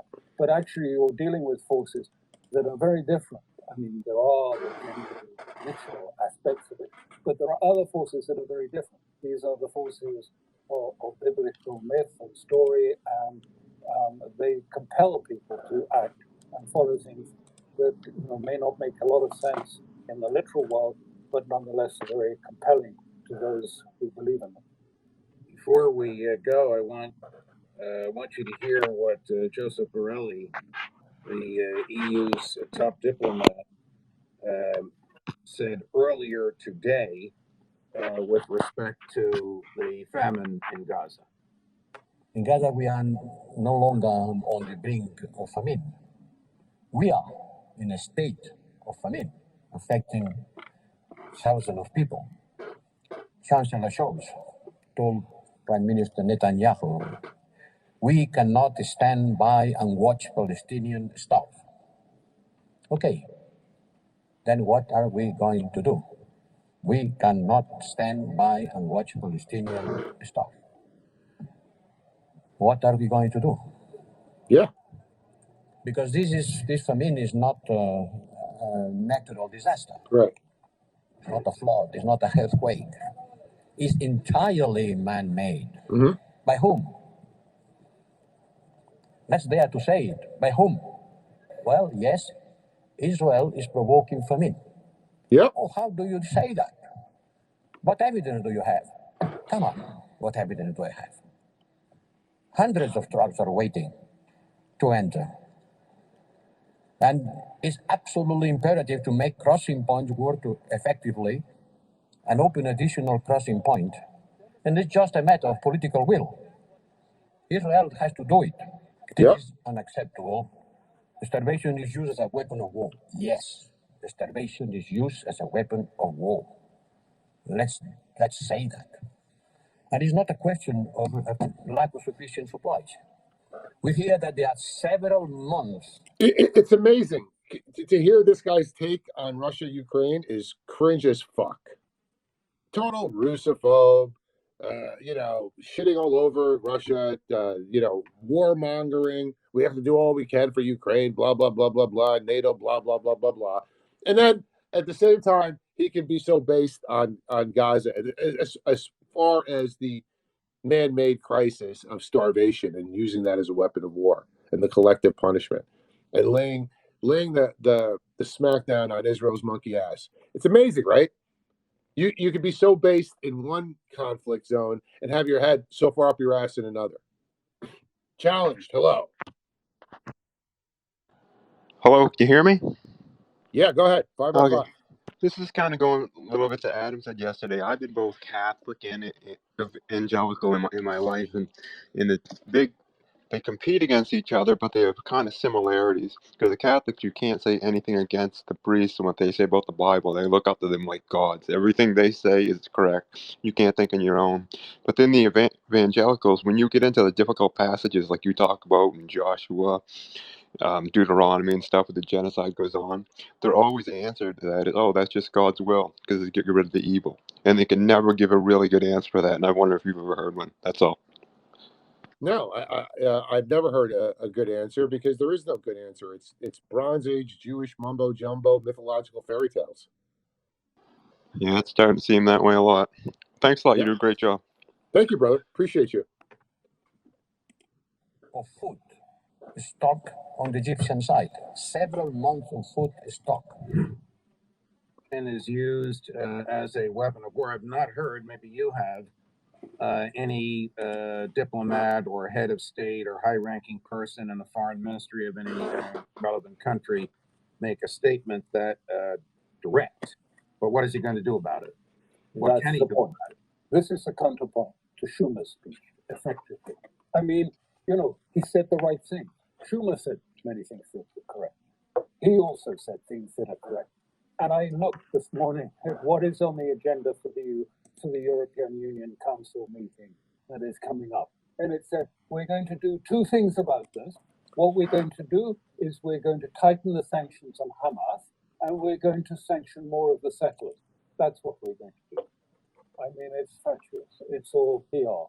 And I mean, the sentiments he expressed were nicely put, eloquently said, and believed, probably. But what is the EU going to do about it? It can't, because it's paralyzed. Different way from America, but the effects are already very much the same. The politics of Europe won't allow us him to do anything really serious about it. So they're going to sanction Hamas and they're going to sanction the food sector. I mean, that's what Europe is going to do. Alistair, thank you. Nice job, Alistair. Yeah, I really appreciate his insights. This guy knows his shit, and more importantly, he's got contacts in the area, right? So you work with people on the ground. You get the closest to the source. You're always going to have the best information. Now, you guys might have not known this, but Russia recently had an election, and Vlad the Impaler won. He got 87% of the vote. Oh, Bert, he's a dictator. Don't you know that they don't have a real plurality there? They have the secret police rounding up people and assassinating, reporters that are critical of him, and he jails his political opponents. Right? You get all this Western propaganda. Putin's Hitler. Putin's evil. He's the epitome of all that is evil. All right, so now we're going to go into this whole Russia, Putin, Duginism, Eurasianism, the rise of BRICS, the de-dollarization, the great enemies, everybody that Rachel Maddow, Ari Melba, Brian Stelza, CJB, the fake stream kosher Rothschilds media, all these people that tell you who to hate and put the enemy label and target on their backs. We're going to get into it. Vladimir Putin has secured an unprecedented fifth term as Russia's president, winning a record 87% of the vote after earlier change in the constitution, so that he could run again. Russia's elections are neither free nor fair, but it's a thumping mandate for Putin's policies of conflict abroad and crackdown at home. The scale of his victory could have grave consequences for the ongoing war in Ukraine. My guest tonight. Now, how does Piers Morgan know that these elections are not free and fair? Oh, because MI6 and the CIA and the U.S. State Department said so. Okay. Polemic views on how the West should deal with Putin, China, and Israel, as America contemplates a ban on TikTok, and the war rages on in Gaza. Not a matter of cheerleading; it's a matter of common sense. This war was completely avoidable.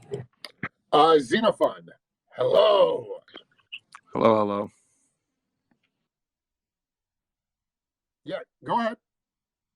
I was just wondering if you'd like to have a debate concerning white genocide. Concerning white genocide. If I want to have a debate concerning white genocide? Yeah, friendly debate, no format, just back and forth, you know. What is your thesis? That white genocide is forced mass immigration and forced integration of all and only white countries, such that white people get blended out of existence. Okay, so do you really think that the future, if we were going to, let's just say that this does happen and it accelerates, that in what, 100 years, 200 years, there won't be any white people? I mean, that's the direction of the policy. If current trends, Yeah, I don't agree with that. I understand the whole Browning thing and the dilution thing and the Kalergi plan, but there's always going to be white people, dude. You know what I'm saying? It's not like there's going to come a point where white people go extinct. That's ridiculous. There's always going to be white people. Now, if you want to talk about the genocide, an active genocide that's going on in Gaza, you know, I think that's much more relevant. well, you might say that it's more relevant, but what you said is a bit of a fallacy, isn't it? Because if so long as white people don't have a territory exclusive for them, of course they're going to get blended out of existence. Of course not. There's nothing eventual about any of this. Yeah, I think it's good. I think people are catching on to it. Look, I know what their plan is. I know that this is on the itinerary, and I got a strike on YouTube for doing a stream on the Kalergi plan. I understand what you're saying, but it's not practical. In their wet dreams, sure, they would love to have European whites be extinct. Are they going to achieve their wet dream? No, they're not. That's my opinion. Well, how would they not achieve their dream if they prevent white people from having a country all to themselves? Our destruction. No, that's what your spin is. There's always going to be white people. You don't need a white ethno state to secure the future for white children. There's white people in Western Europe. There's white people in Canada. There's white people in America. They're not going extinct. Now, you want to hype this up and play this up because why? Let me ask you this. Do you believe in that the white race is superior to all other non-white races? I mean, I'm not a white supremacist. I'm a white separatist.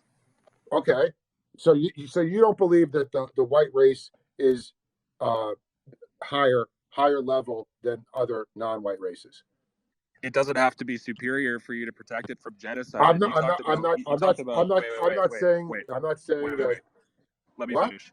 You said that white people exist in Western Europe, in Canada, in Australia, whatever, but they're being chased down by non-whites. They're being chased down. They're being chased down. Yeah. Okay, so how is that good? How is that an extinction jeopardy kind of event? What do you mean there? Okay, look, dude, you're being a little hypersensitive and hyperbolic, right? I understand the agenda that they want to implement. Like I said, I'm not going to repeat myself again. It's not going to happen. They're not going to successfully have the white race become extinct. There's always going to be white people. It's a demographic thing, a numbers thing. White people are going to continue to have children. They're going to continue to get married. There's a more relevant genocide going on now, and it's happening in Gaza. Do you give a shit about that? Oh, no, those brown people don't come up on your radar, Xenophon? Well, that's not actually the topic of discussion. It is the topic of discussion. You're just saying. Listen to me. You're just saying that it's impossible. Listen to me. That it's 100% possible. Listen if to white me. People don't have a country. Look, dude, I'm not a white identitarian ethno-state guy. You want to have that discussion? Have that discussion. That's not the topic of discussion. Oh, because you came on my space and you get to set the topic of discussion. That's not how it works. Get the fuck out of here. He's a strong leader. Can you not find anything negative to say about Vladimir Putin? Do I find China a threat to the United States? No, not at all. Are there any bad guys in the world? I mean, are you a fan of Kim Jong-un, North Korea? Who is most likely to spy on me, by the way, my own government, by far. Very trusting, Professor Sachs. Russia, China, I both get a pass from you. have So outrageous, so overwhelming. They couldn't do nothing, so what do? There's no way that the Palestinians and the Israelis are ever going to reach peace. Professor Jeffrey Sachs joins Uncensored. Here we go. Thank you for joining me. Great to be with you. Thank you, Kurz. First of all, your reaction to Vladimir Putin winning this election. I mean, nobody is surprised. He's fixed it so that he'll always win as long as he runs. But is this free, fair, right, proper? It's very Russian. This is Russian tradition. I think he's quite popular, in fact. But this is Russian tradition. It's part of Russian culture. He's a strong leader, and the Russian people expect a strong leader, and we have to deal with a strong leader in Russia. The Wall Street Journal recently put you first on its list of Putin's American cheerleaders. How did you feel about that? I didn't even see that, so interesting that you tell me. It's not exactly my point. My point has been for years, let's avoid this war and let's stop the war in Ukraine. It's not a matter of cheerleading, it's a matter of common sense. I go back to this issue more than 30 years. I was an economic advisor to President Gorbachev's team and then President... Oh, I forgot to make a point to that fucking white supremacist that tried to pretend he wasn't a white supremacist and a white segregationist. Like there's a fucking difference. You want a white territory? Poland is like 98% white, and they have amongst the most stringent immigration laws on the planet. So you have your white territory. If that's all you want, is if you don't want to see another brown or black face or a Chinaman or anything other that you don't really like, you just want to be with your own people, your own tribe, your own folk, you can move to Poland, bro. There's your white only fucking territory. Poland. Look it up. Apply for a visa, and don't let the door hit you with a good Lord split you. Let's get back to Jeffrey Sachs, the real shit here. Yeltsin's team, President Kuchma's team in Ukraine. So I've known this landscape for more than 30 years, and my view is that this war was completely avoidable and could have been ended. It could have been avoided entirely for years and years, and could have been ended in March 2022. But it persists because we don't have a sensible approach. But isn't the reality that Putin always wanted to get his hands on Ukraine? He's now got his hands on Ukraine by killing a lot of Ukrainians and invading the country illegally, invading a sovereign democratic country illegally. And whatever his protestations about NATO encroachment and so on, this is, of course, exactly why Ukraine wanted to be part of NATO, and that perhaps the biggest mistake Ukraine made was to give up its nuclear weapons. Well, I think the mistake is that Ukraine should have been a neutral buffer between Russia and NATO, and that's how it started out as an independent state in 1991. The United States had its eye on getting Ukraine into the U.S. orbit already from 1992. Zbig Brzezinski spelled it out in 1997. Many people thought this was a path to disaster, and it's turned out to be a path to disaster. So it's very sad. It could have been peaceful and neutral and independent, and that wasn't good enough for the United States. And I understand completely why Russia wouldn't want NATO on the 2,000-kilometer border of Ukraine and Russia. So it's just very sad, very predictable. George Kennan called it exactly in 1997. Interestingly, our current CIA director, Bill Burns, who was in 2008 the U.S. ambassador to Russia, sent back a famous memo called "Niet means Niet." No, don't do it. It's not just Putin, it's the entire political class that absolutely rejects Ukraine and NATO. And we should have been prudent, but we're not very prudent. We had our designs, and we have walked into a disaster. But more than that, we talked Ukraine into a complete disaster. I mean, the other way of looking at this is that Ukraine wanted to be a sovereign democratic country after the breakup of the Soviet Union. In fact, the vast majority of people in Ukraine voted for that. And that this was the complete antithesis of how Putin saw the lay of the land. And he thought, no, I'm not having that. I'm going to go and grab Crimea, and I'll grab a lot of Ukraine, tried in Georgia. I mean, at what point does he do this stuff where even someone who's trying to be fair-minded about his intentions, like yourself, might think, I wonder if I'm right, and maybe he is just a pathological liar and a homicidal maniac? Here's the real screw-up by the U.S. was not just pushing NATO, but playing real games and participating in the overthrow of Yanukovych in February 2014. Right. We overthrew a government, and the United States played a major role in that. I happened to see some of it firsthand. Pretty ugly, but pretty standard stuff. This is what the U.S. does. When it doesn't like a government or a government standing in the way, it stirs things up. It puts in a lot of money. It funds. All he's doing right here is giving you the correct historical chronicle. Just the faxi maxi.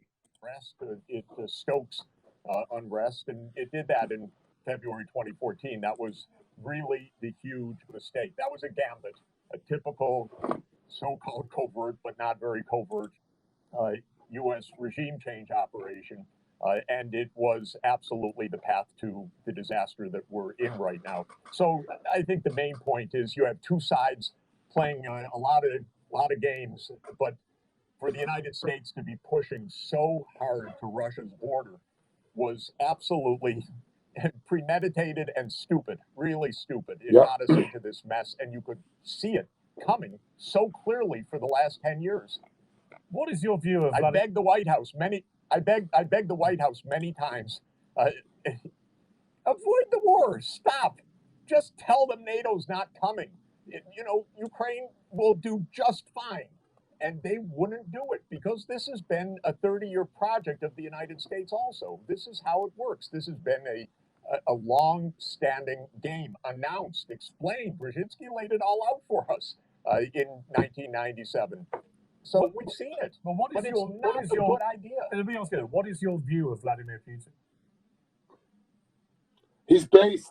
Well, I think he's very smart, very tough, and I think he says what he means. In 2007, he said, "Don't do this." At the Munich Security Conference, famously, he said, "All right, you went violating what I know to be true, by the way, which was not an inch eastward for NATO, promised by James Baker III and by Hans-Dietrich Genscher to Gorbachev in 1990. I know that's for sure the case.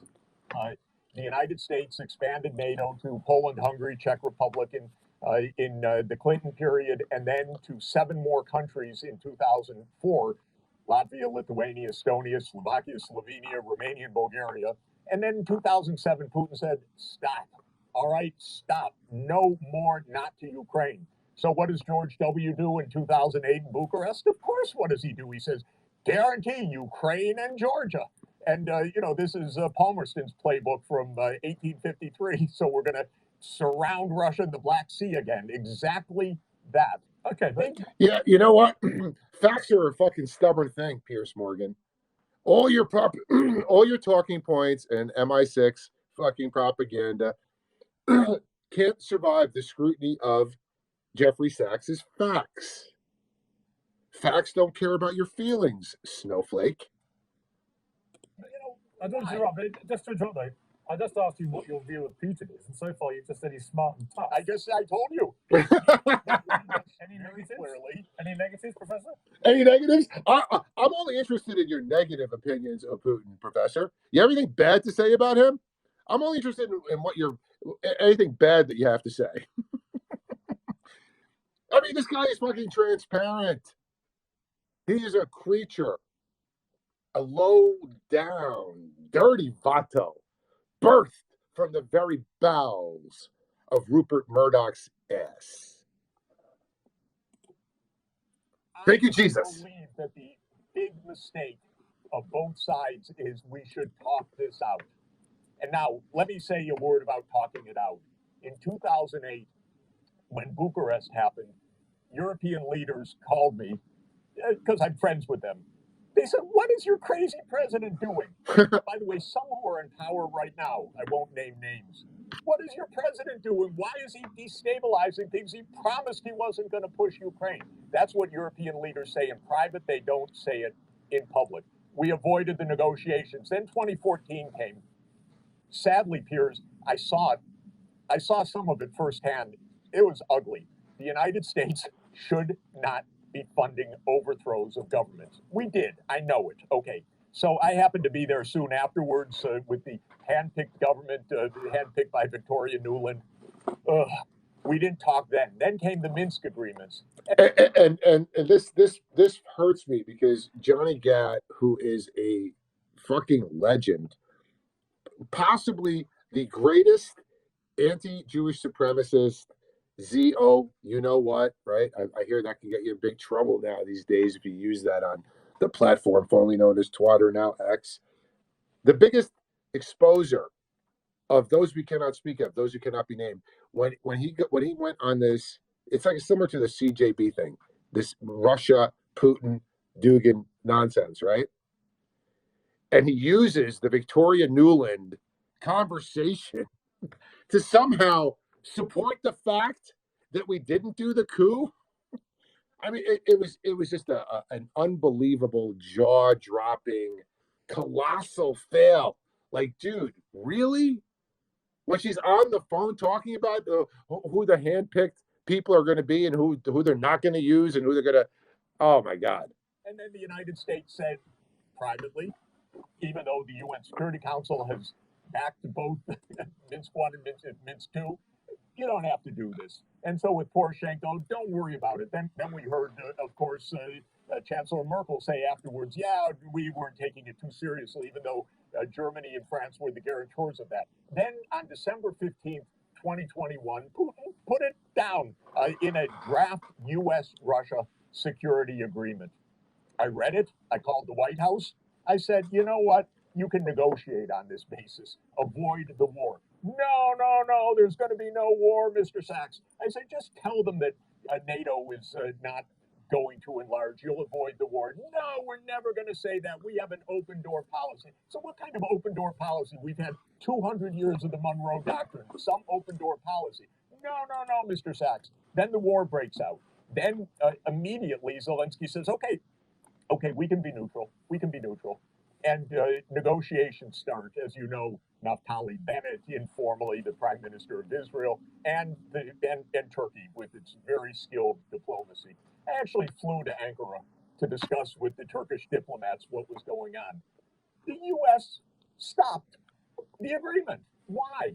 Because they thought we'll win. We can bleed Russia. Our sanctions, cutting them out of the banking system, we're going to bring them to their knees. It's a bunch of terrible miscalculations is what it is. Okay. It's a game. Listen, a terrible game.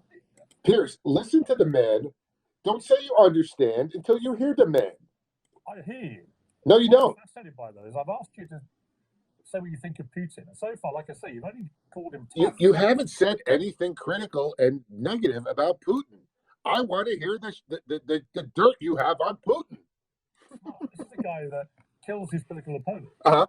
This is a guy who... Yeah, what's the This is a guy who rules his country like a gangster. I find I'm struggling to understand why... Yeah, he's a thug. He murders his political opponents. Like, such as...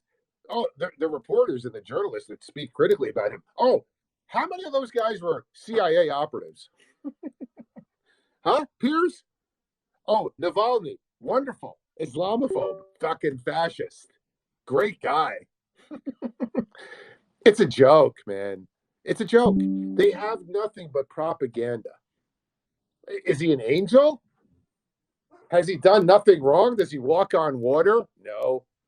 He's used Islamic false flag terrorism. He plays up the whole denazification thing, playing into that narrative, right?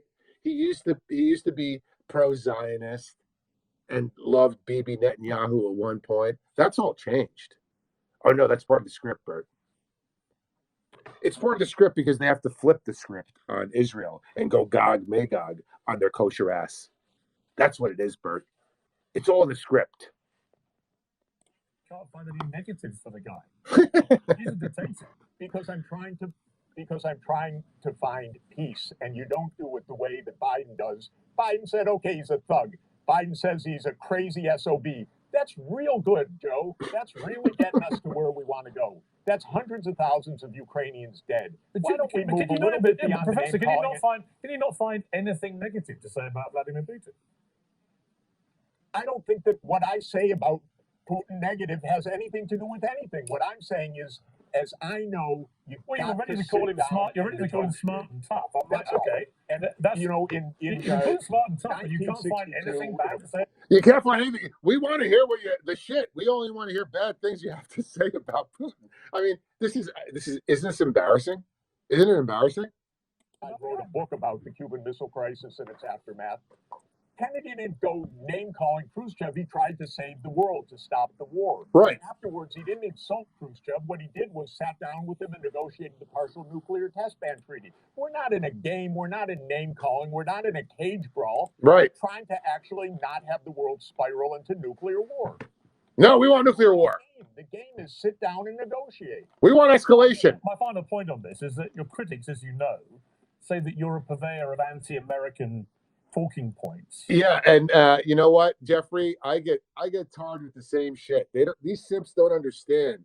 The evisceration of the American empire will actually free the American people because we have been subjugated and reduced to the status of soldiers and slaves for a foreign power that controls our government, that's compromised our elected officials. You fucking simp. Particularly when it comes to the notion of American exceptionalism. I'm just curious. American exceptionalism. Praiseworthy of Putin's strengths and pretty critical of America, but you don't seem to want to say anything critical of Putin or Russia. I'm an American, and I follow. I call it Jesus's foreign policy advice, which is, why do you point the mote in the other eye when you have the beam in your own eye? Boom! I want us to do better. I want us to have a counterpart. I want us to sit down and negotiate and make peace. I don't believe name-calling is the way to solve problems in the nuclear weapons age. I believe that sitting down and negotiating an outcome and having it transparent is the way to do it. Do you think Alex Navalny's family would agree with that? They probably would not. The House of Representatives in Congress voted 352 to 65 to pass a measure, basically, that will lead to the forced sale or ban of TikTok in America. And it's because of concerns that it's Chinese owned and can be used to monitor and manipulate Americans. What do you think of this? I think it's absurd. Right. Right. We're, right. Look. Who is pro censorship? Who supports banning TikTok? Oh, and they tell you it's because this is their cover story. The reason we're banning TikTok, folks, is because it's Chinese owned. And the Chi-Coms are corrupting the minds of our youth. And they can, have some undue influence in elections and public opinion and be a subversive fifth column. When the reality is that Jonathan Greenblatt and the ADL and the Jewish lobby want TikTok gone because it's so based in terms of Gen Z and the millennials, and they're putting out anti-Israeli, anti-Zionist fucking TikTok videos that go viral left and right. So it's changing public opinion amongst the young, and so-called anti-Semitism spiking. Because obviously we have to believe the deranged rabbis that the Gentiles are born with the anti-Semitic gene and that we hate them for no reason. Just like Esau hates Jacob. Right. That's kosher clown world that I don't exist in. I live in the real world, motherfucker. Because I think we're in the middle of a very typical American paranoid phase. This is a country that knows very little about, where the political class, let me say, knows very little about anything. I know a lot of these congressmen, they're not very intelligent. They don't know anything about China. Most of them have never been to China. And we are stirring up, again, a kind of hatred that has absolutely no basis, in my view. Who is most likely to spy on me? By the way, my own government, by far. Do you not see China as a national security threat to the United States? No. Not at all. Really? Really?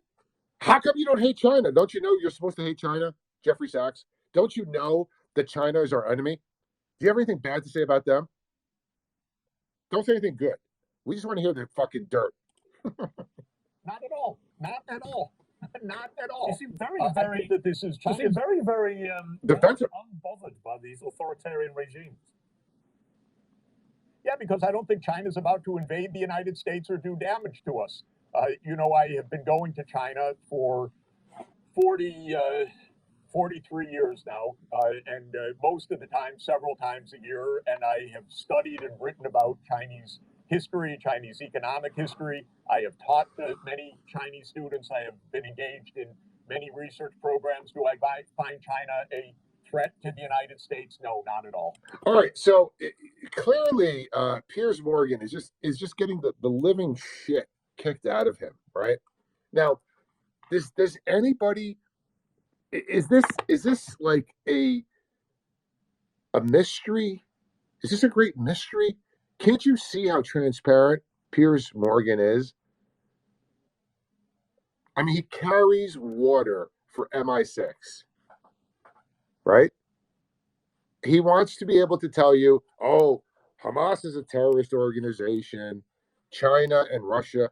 China is our enemy. Russia is our enemy. Putin is Hitler. It's the same old shit. And thank God people are waking up to this fucking nonsense. What if China invades Taiwan? It seems increasingly likely. What if my aunt had balls, she'd be my uncle? Well, the thing that would make it most likely, as I have said to Taiwanese friends and senior officials, is for the United States to be shipping armaments to Taiwan, because the United States is doing exactly what it said it would not do. It said 40 years ago, actually a little more than 40 years ago, in a very important, famous communique, that the United States not only observes the one China policy, but it has no intention of providing arms to Taiwan over the long term, and that it is going to taper off its arms supply to Taiwan. Wait, so we actually broke our word? When was the last time that happened? Oh, about every fucking day? Guys, you got to snap out of it. You can't live in this fucking myopic, delusional world and listen to your lying Talmud vision. I will never let the Rothschilds media tell me who my enemies are, isolate and label my enemies for me. And I won't give that power, that authority to my compromised government either, because they're all colluding together. Oh, that's conspiracy theory. That's conspiracy theory. No, it's Operation Mockingbird, bitch.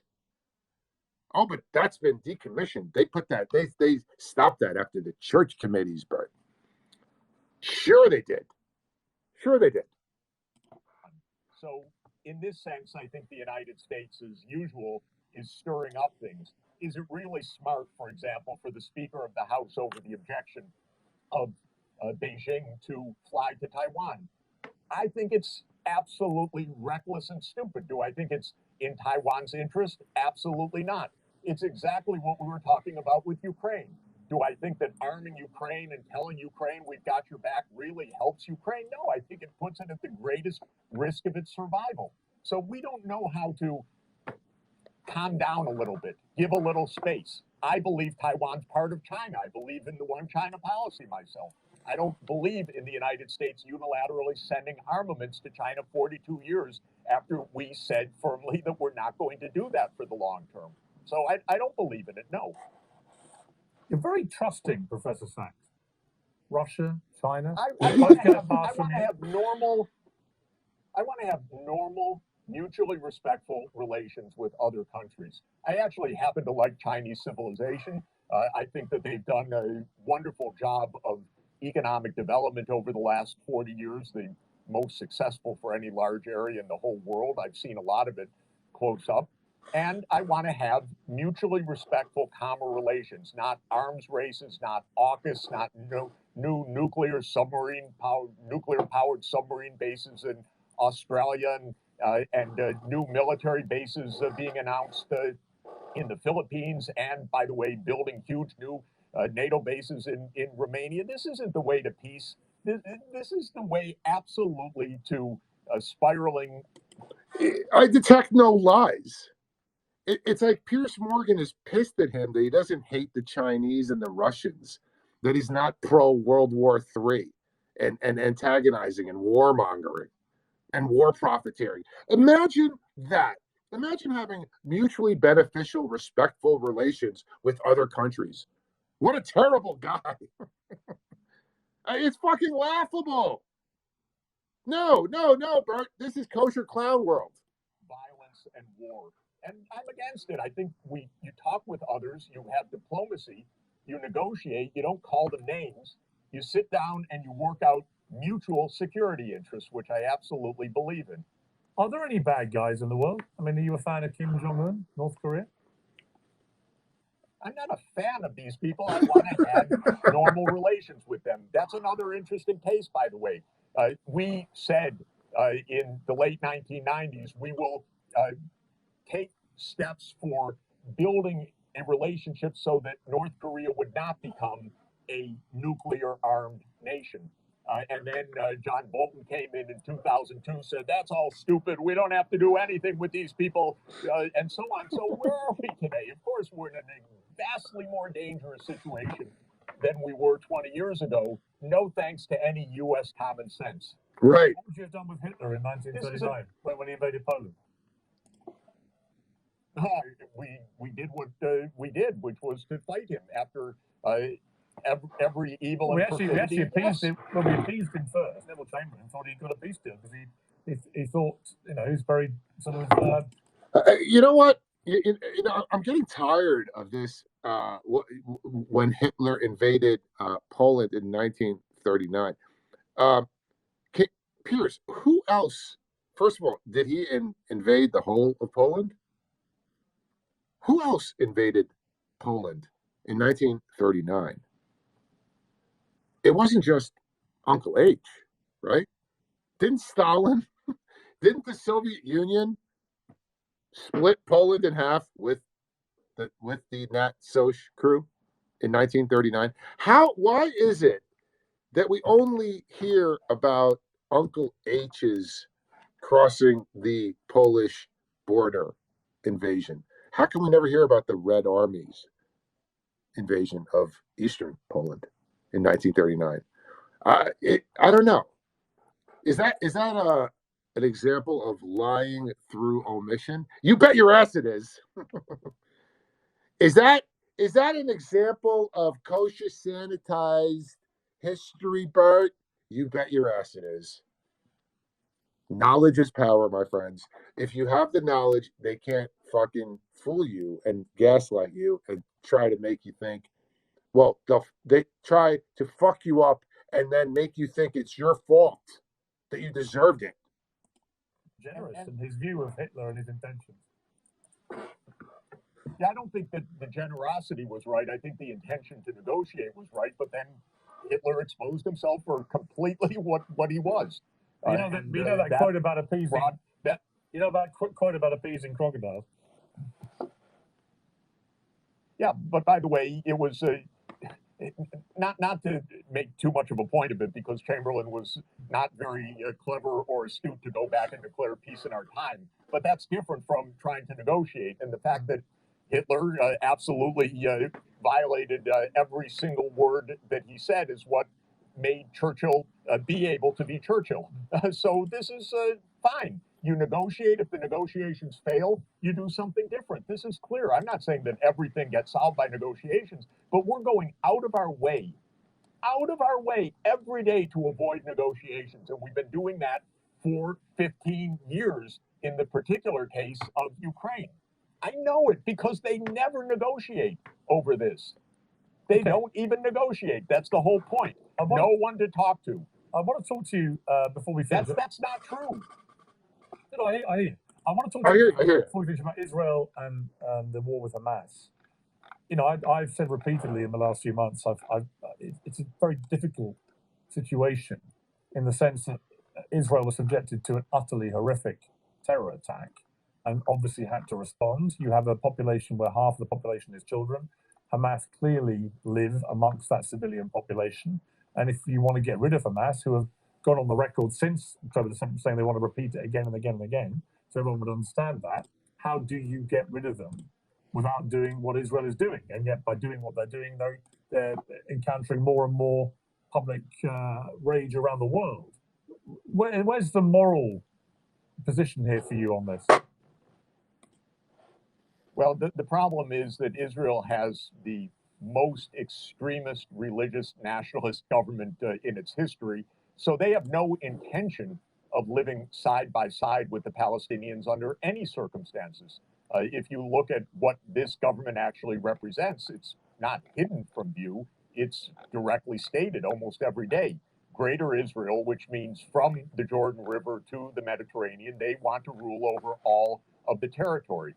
So there's no end game here politically other than complete domination or ethnic cleansing or slaughter or whatever. And with a government like that in Israel, there's nothing but war ahead. So this is the terrible problem.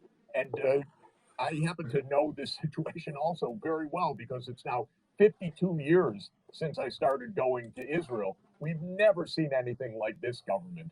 This is the most right-wing, extremist, zealous, messianic, rule over all of Palestine group that is imaginable. See, I agree. And I that's agree. why we're in a... I actually agree with you about that. Yeah. But I always come back to how would any Israeli government be expected to respond to what happened on October the 7th? It was so outrageous, so overwhelming. They couldn't do nothing.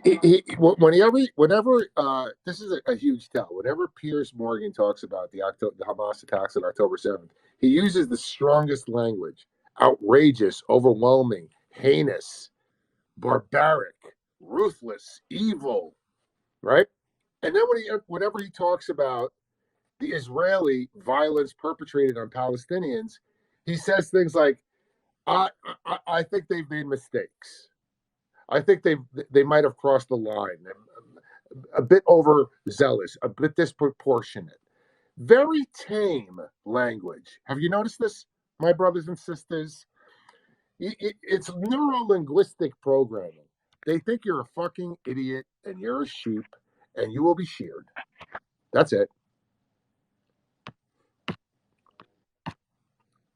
Aryan, save the Aryans. Hello.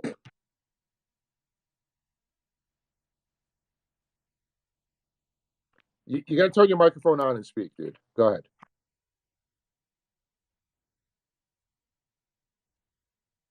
All right. When you figure it out, let me know. So what do they do? Yeah, well, I have a particular approach, which is that there's no way that the Palestinians and the Israelis are ever going to reach peace. So I think that the world community through the UN should impose it. That is two states, which the whole world, other than those two countries, agree on, even the United States, Britain, everybody agrees on that. Impose the two states, put in peacekeepers, get a normalization of relations between Israel and the Arab countries based on a demilitarization of Hamas as well. And by the way, I speak to Arab leaders and diplomats all the time. They're ready for this. So this is, again, an area where diplomacy is right. The idea is don't think about this as Netanyahu versus Hamas. This is not the point. This is about Israel, the state of Palestine, Saudi Arabia, Egypt. These are big players.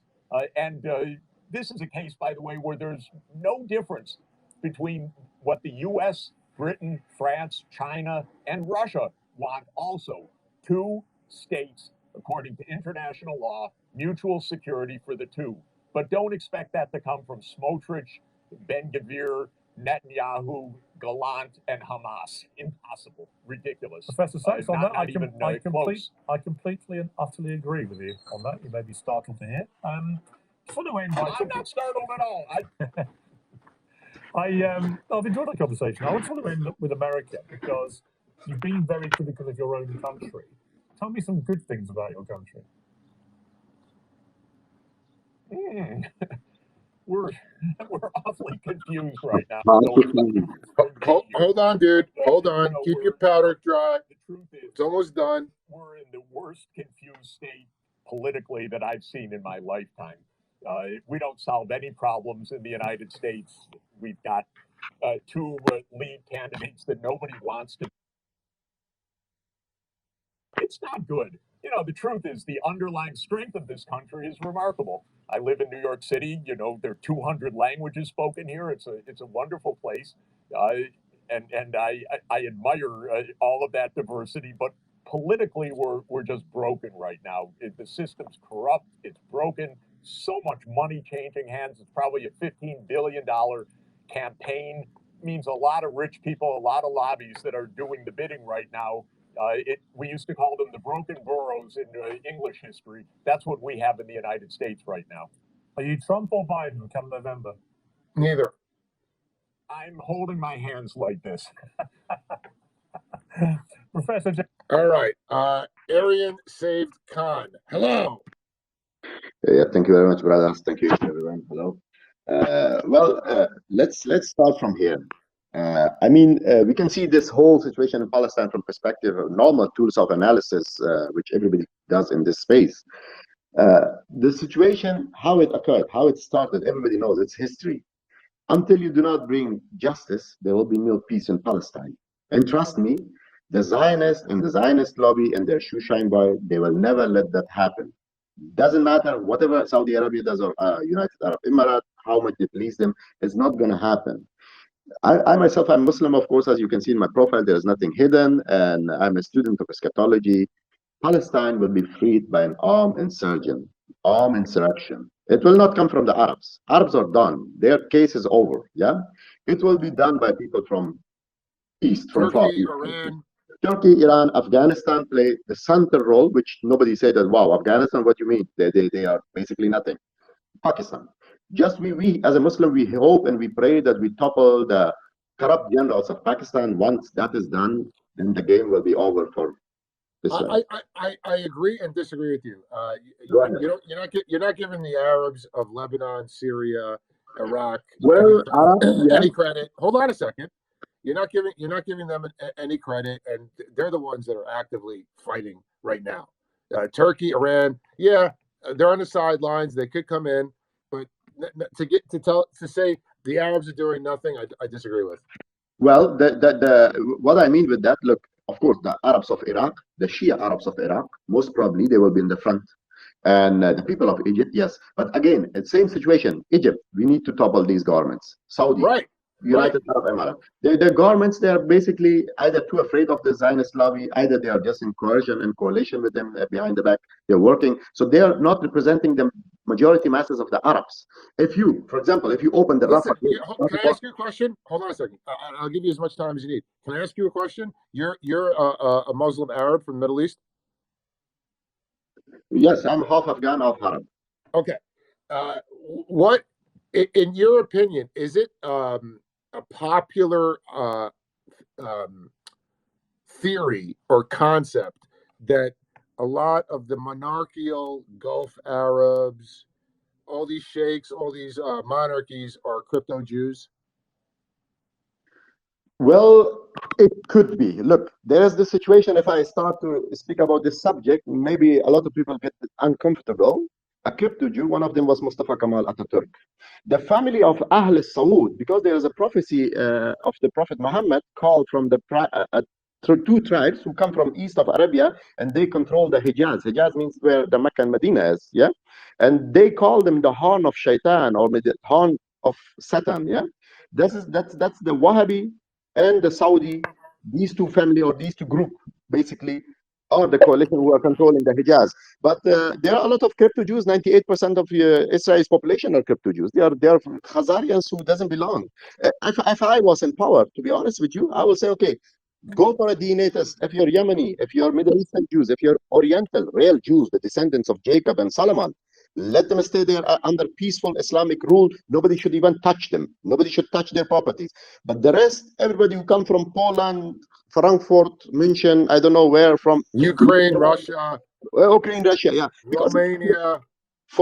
Exactly.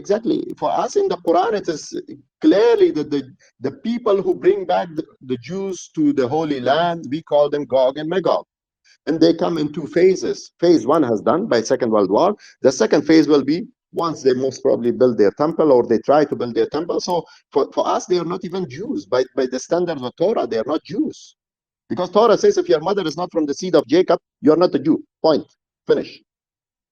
Right. No, listen. It's interesting stuff. I really need to do more digging on Johnny. No, who was it? Matthew North did an excellent documentary on the Saudis being cryptos. I suspect that they made this deal. You know how the Hashemites in Jordan are basically collaborators and have been since the inception of Israel. But if the British Crown put you in play, it's a good indication that you're their man, right? So that's exactly that's for the king who created who put these Gulf Arab monarchs in play? Who helped who put the Hashemites in charge of Jordan? Who appointed the Sauds as the guardians of Saudi Arabia and made them? I think there's a lot to that. Well, that's definitely, look, if they are indigenous from the land, most probably they are. If they have some Jewish blood, some distant relation with the British monarchy, because back then Abdulaziz ibn Saud, when they topple and kill the Osmani soldiers inside Mecca, inside the Kaaba house, in the compound, yeah. And when the ulama or the people from India, they came and said that, okay, the Khilafah is now destroyed, so you're in charge. Let's introduce the new Khilafah and be the Khalifa, because this is our tradition. You have to have you're in control of Hijaz, Mecca, and Medina. So you are basically the official Khalifa right now. They said no, we don't want to introduce any more Khilafah. In the same way, Mustafa Kemal Atatürk was acting in the same way. They are definitely one of the stooges of the Anglo-Saxon Zionist Sabbatean coalition, most probably. Yeah, I agree. I think I have to get it. Do you have like a recommendation for the best book to get on that topic? Jerusalem in the Quran. Sheikh Imran Hussain is the author. Imran Hussain. Jerusalem in the Quran. He's Pakistani, right? No. He's by nationality. He's from Trinidad and Tobago, this small island on the coast of Venezuela. Yeah. Uh-huh. But his ancestors are Indian, Afghans, mixed blood. He's. No, I've listened to some of his videos. I saw his video he made on Gog Magog. He's my teacher. I was with him in 2013 in the State University of Moscow, and there was a meeting of him with this Russian prominent scholar. Dugin? Dugin, yeah, Alexander Dugin, yeah. So bravo! You're not going to believe what I'm going to play next. This is what you call a serendipitous call-in, my friend. Thank you. That's awesome. You want to finish it up? Oh, they just crashed my space. Hold on a second. No, you're here. You're here. Okay. Yeah. You have any last thoughts? Well, I'm once again, as I say, I'm not hiding anything. I'm a student of Sheikh Imran Hussain, and I study Islamic eschatology. There's a prophecy of Prophet Muhammad. You can call me fundamentalist. You can call me fanatic. You can call me anything. Just don't call you late for dinner. That doesn't matter. There is a verse of the hadith say, Umran Bayt al-Maqdis, Kharabi Yatrib, Khuruj Malhama, Fatul Qustantania, Khuruj Dajjal. When Bayt al-Maqdis means Jerusalem becomes center stage in the world, as soon as they launch the new monetary system and everything will be brought in Jerusalem. Okay, even the United Nations headquarters. Kharabi Yatrib, Medina, this is the ancient name of Medina. Medina, let's say, Saudi state will be not in charge anymore. Done. When Saudi state and Medina is destroyed or not in charge, then Malhama, Armageddon will begin. When Armageddon will begin, Istanbul, Constantinople, or Constantinople, they call it in ancient name. This will be destroyed either. Most probably that Turkey will withdraw from NATO, or there will be some kind of confrontation between Turkey and NATO itself. And then a group of Christians from north of Damascus come into the aid of the Muslims, and they build a coalition to fight the Romans. And then the Jews will bring a fellow, they say this is the Messiah. For sure, the Muslim will say that it's not the son of Mary, this is your Antichrist. That is the point when the people from Khorasan, Pakistan, Afghanistan, they will march all the way to Jerusalem and they will liberate Jerusalem. This is my core belief. I wish all of you only to live till 2050, you will witness this, inshallah. Okay, appreciate that. 2050 is your date? Allah knows best. I'm a human being. It's my assumption. Okay. All right. No, listen, man. I appreciate the contribution. That was fascinating. It's very troubling though, right? I mean, look, this is your theology, this is your messianic prophecy, and what's troubling for me as an agnostic is the fact that all three Abrahamic religions have like the same, similar, not the same, not the exact same, but very similar apocalyptic prophecies. So when you have this, and we have these psychotic people in the West and in Israel that have similar end of days, apocalyptic Armageddon prophecies, it's very troubling because we don't want the world to be blown up. We prefer living, right? We don't want to be vaporized in a Magog nuclear apocalypse. So it's very troubling indeed. No, look, it is kind of similar, but there is a huge difference. The difference is, first of all, two of these Abrahamic religion, they are waiting for the true Messiah. There is one who is trying to do a self-fulfilling prophecy and produce their own, some kind of a non-binary, may I say, gay Messiah. And they are different. So the Muslims, basically, they're not waiting for someone else. They're waiting for Jesus, and not some random Jesus. Jesus, the son of Mary. And they're waiting him in Damascus. And why in Damascus? Because in Damascus is the same fellow who used to give a positive identification of Jesus back in the Galilee. Damascus is the place where the head of John the Baptist is buried, and Jesus will be, literally, this is the belief of Muslims, literally will be brought down from heaven, from non-existence, from, I don't know, some other dimension, in the white minarets of the Umayyad Mosque of Damascus. And there, the Umayyad Mosque of Damascus, there where is the head of John the Baptist is buried, and everybody knows who beheaded John the Baptist. Okay, so where does the Mahdi come into play in this prophecy? The Mahdi will be a leader. He will be a worldly leader. He will not be someone who is from heaven, but he will be chosen by God. He will come among the people. So look, Prophet Muhammad says that when the end time happens, go and join that army who comes from the land of Khorasan with the black flags. No, it's not ISIS. ISIS was product of CIA and Mossad, not ISIS. The genuine black flag comes from the people of Khorasan, and they will have the Imam or Imam al-Mahdi among them. Khorasan today is Afghanistan, basically. Most of Wait. Khorasan or Khorasan. Samarkand? So Khorasan. No, Samarkand is the city in Bukhara. Is Uzbekistan, right? No. The Khorasan is the ancient name of Afghanistan. Let's say the 100% territory of Afghanistan, today's Afghanistan is Khorasan. Some 50% of Iran is part of that ancient Khorasan, and the northwest part of Pakistan, where these Pashtuns or so-called Talibans are living. They are the region of Khorasan. So these people, they have some leader, or eventually a leader arise among them, that they will come and they fight even the Arabs. They fight. Okay, so you're saying the Mahdi is going to come from Khorasan? Yes, exactly. All right, and the Mahdi and the Jesus are in the same time period? Mahdi comes 7 up to 9 years prior to Jesus and the Antichrist. First comes the Mahdi when the Malhama happened. When the Malhama happened, let's say the Arabian Peninsula will be destroyed, the Arab Damascus will be destroyed, so the people will be in disarray. And then the people of Khorasan rise and they come together with the Turks. And then Mahdi will be encircled most probably by the forces of Antichrist in Damascus. When he's encircled in Damascus, this is the occasion, the moment when, which in Islamic literature, they say that he will be encircled in the same way when Moses was front of the Red Sea, behind him was the devil, in front of him was the deep blue sea. So the Mahdi will be encircled, and then God will descend the son of Mary in Damascus in aid of Mahdi. So this so Jesus rides in like the cavalry to save the day. That's exactly what we believe. Eventually, Mahdi is the one who's paved the way, laid the red carpet for coming of Jesus. He's let's say that the henchman or the lieutenant or the person who is paving the way for coming of Jesus. And then there will be the big war, and Antichrist will be destroyed. And a bad news, the first 6 million, nobody believes. Everybody have a question mark.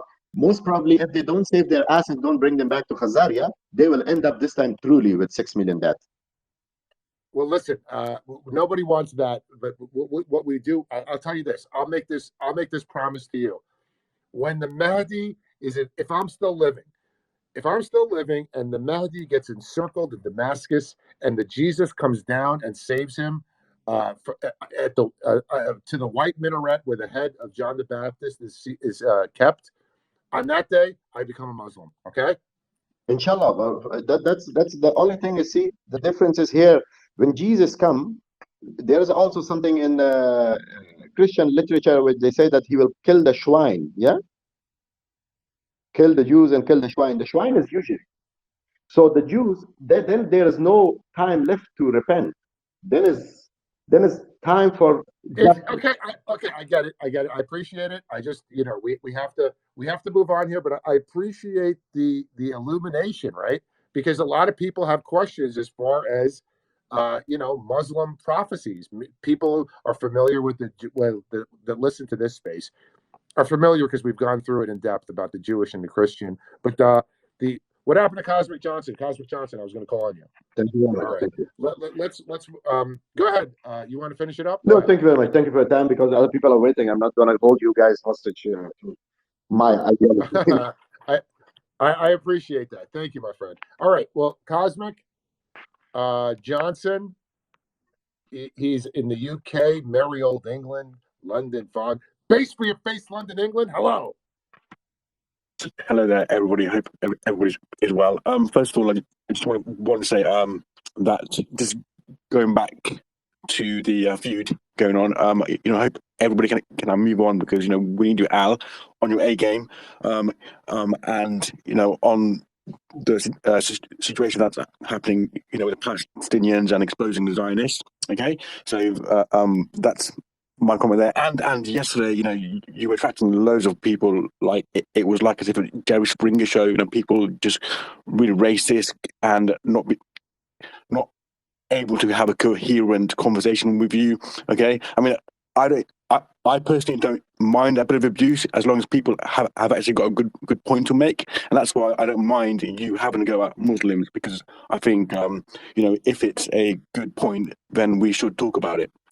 Okay, and lastly, I just wanted to say, going on the Muslim guy talking about the Gog and Magog theory, is I just wanted to add a few things to that mix, and that is basically, so he said the Mahdi's army will come from Khorasan. Okay, now from the things that I have read, okay, I want to add a little twist to that, okay, and say that the Mahdi's ethnicity is from Khorasan, but he doesn't actually have to be from Khorasan, from Afghanistan. He could actually be in America or England. Okay, so he could be like an Arab guy or whatever, based in England or America, but ethnically from the Middle East. And that was it for now. So thank you for listening. All right, thank you. All right, you wanna comment on that, Aryan Alpha?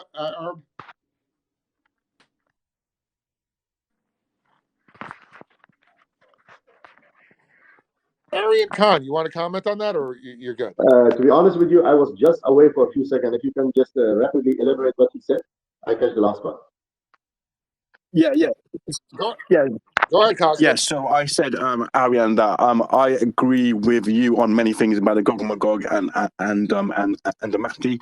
Okay, many people don't. Okay, many people, I'm sure as well, they don't like Sheikh Imran Hussein, and they call him a bit of a heretic. Okay, but my point was that, so you said that the army of Mahdi will come from Khorasan. Okay, so from my readings, okay, I think that this actually could mean, not definitely mean, but it could mean that his ethnicity would be from Khorasan. Okay, but he could be a person living in the West. Okay, it could be a British guy, an American guy.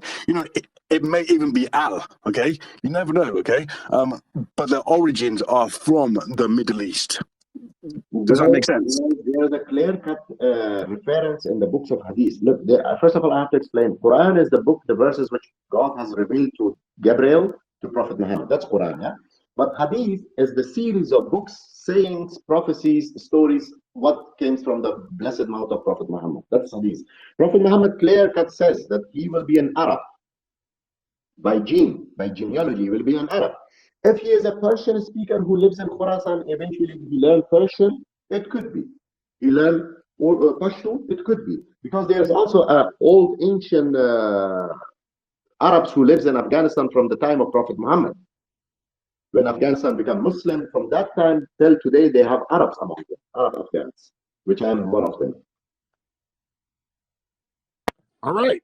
Thank you, guys. Appreciate that. Like, this is important stuff because the eschatological messianism and prophecy fulfillment is something that's on everybody's mind, especially in these troubled times that we live in. A lot of it is self-fulfilling by the tribe. We know that. We know that certain events have been artificially engineered to fulfill prophecies. We know this.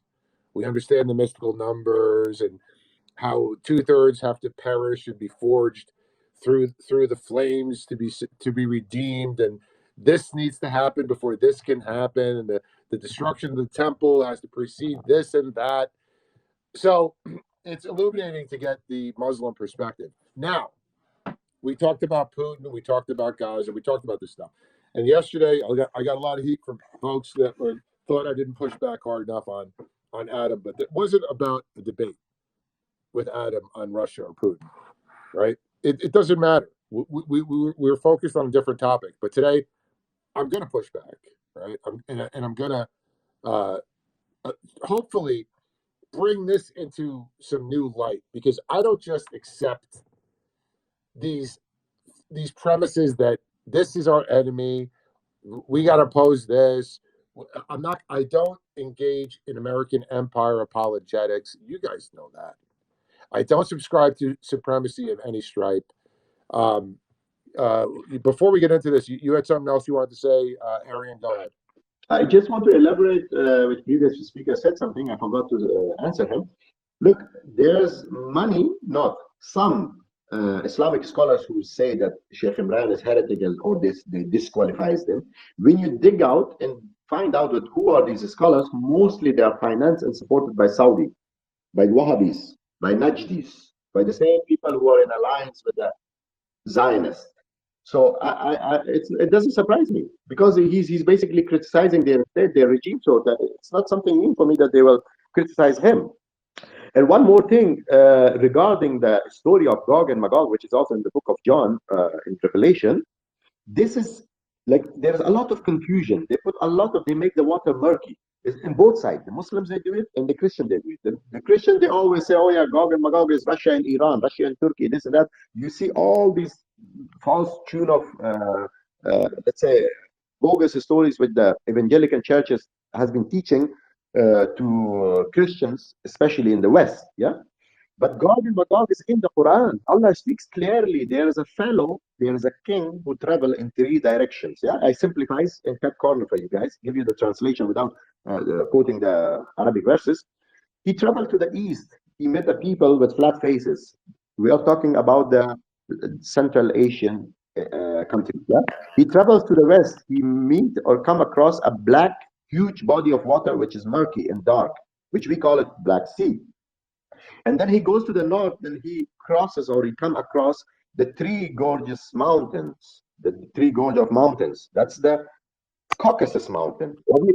Have you heard the word white Caucasian? Why it's so famous? Why it's so popular in, let's say, Hollywood movies? They always speak about white Caucasian as if the whites, they do not come from other corner of the world, only from the Caucasus. Whites are in Russia, in Finland, everywhere you can find white people, or Europeans, let's say.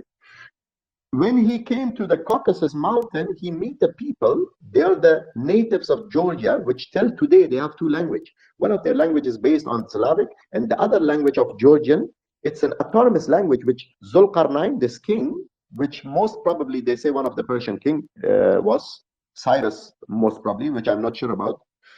And he speak with these people, but he couldn't understand them. They have a language that nobody understands, and the language doesn't relate to any other language, not in some Roman, not in Slavic, not in Indo-Germanian, nothing. So till today, the people of Georgia, not the state Georgia in America, Georgia and north of Turkey, they have this autonomous language. Yeah, these people, they say, oh, Zulkarnain, please help us, protect us, because Gog and Magog is putting spreading facade. Facade means corruption. When you corrupt something all the way to the root, they are spreading corruption in our villages or cities, let's say, villages, yeah? The quality of Gog and Magog is spreading corruption. When they spread around the world, then they will corrupt the whole world. They corrupt everything, the money, the monetary, the functional role of men and women, everything. So since the Khazars left the Caucasus, that was their ancient land, south of Ukraine, north of the Caucasus, where the Black Sea is, they left this area, this geographical location, and they went to Poland. They went to north of Ukraine. They end up eventually in Bavaria. Have you ever heard about the barbaric tribes of Bavaria, which they defeat the Rome? They defeat the Kaiser or the Caesar of Bavaria. Or The Visigoths. The Visigoths defeated Rome. Sorry? Defeated Rome. The barbaric tribes of Bavaria, they have a direct relationship with the Khazars. Khazars are the Gog and Magog. In today's Khazars, which, if I can simplify, is not to make it too boring for you guys, the white Ashkenazi Jews are the descendants of the Khazars. They become Jew since the book doesn't allow you to become Jew. The Old Testament says you have to be born of a mother who comes from the lineage of Jacob. Then you are a Jew. Okay, they become Jew, that's fine. And today when you watch CNN or BBC, they say, yeah, we bring the Jews back to the Holy Land. What do you mean back? They were never here, these people. These white, Caucasian, Europeans, they were never here. As if the entire Indian Muslim population or Indonesian population, they come back to Saudi Arabia and they say to Arabs, oh, we are back. The Arab go nuts. They say, you was never here. What do you mean you're back? Fine, you're Muslim, stay there. But it doesn't mean that this land belongs to you. Okay, we admit as a Muslim that the Jews were the chosen people, The Jews belong to this geographical location, but who's Jew? They look like Arab, they eat like Arab, their language was like Arab. They doesn't speak, let's say, how they call it, this language of Jews who used to speak in Germany. Hebrew. No, not Hebrew. They used to speak Yiddish. Yiddish, yeah. So these people, they are not even Jews by Bible standards, so let alone to claim the land. Their identity is fake. Their claim to the land is fake. Even the name of the places which they are just borrowing, doing as if that they are Jewish, they are not. This is exactly what also Bible says, the synagogue of Satan. It is literally these people, they worship Moloch, they worship Baal, they worship Baphomet. Maybe they're common people, not. There are people who believe in Torah as well. But Talmud, Quran refers to Talmud that this is kufr. Kufr means this is blasphemy. They put that together by themselves. The rabbis, when they were in Babylon, they created this book. This is not book of Allah. Torah is book of Allah, not Talmud. You know what I heard? I heard when one of these like rationalizations for the Talmud and how evil it is okay. They came up with this Babylonian Talmud when they were in captivity, and this rage of a slave population came up with this fucking horrific Talmud because of their traumatic experience in bondage in Babylon. Yeah, but the question is why they were being slaves. What was the reason? Chosen people of Allah, they have been slaves. What have they done? What form was this punishment for them? Why? The Jews, the Israelis, they always say that we are the chosen people, but they never say why they feel or they face so much harshness or difficulty in their history.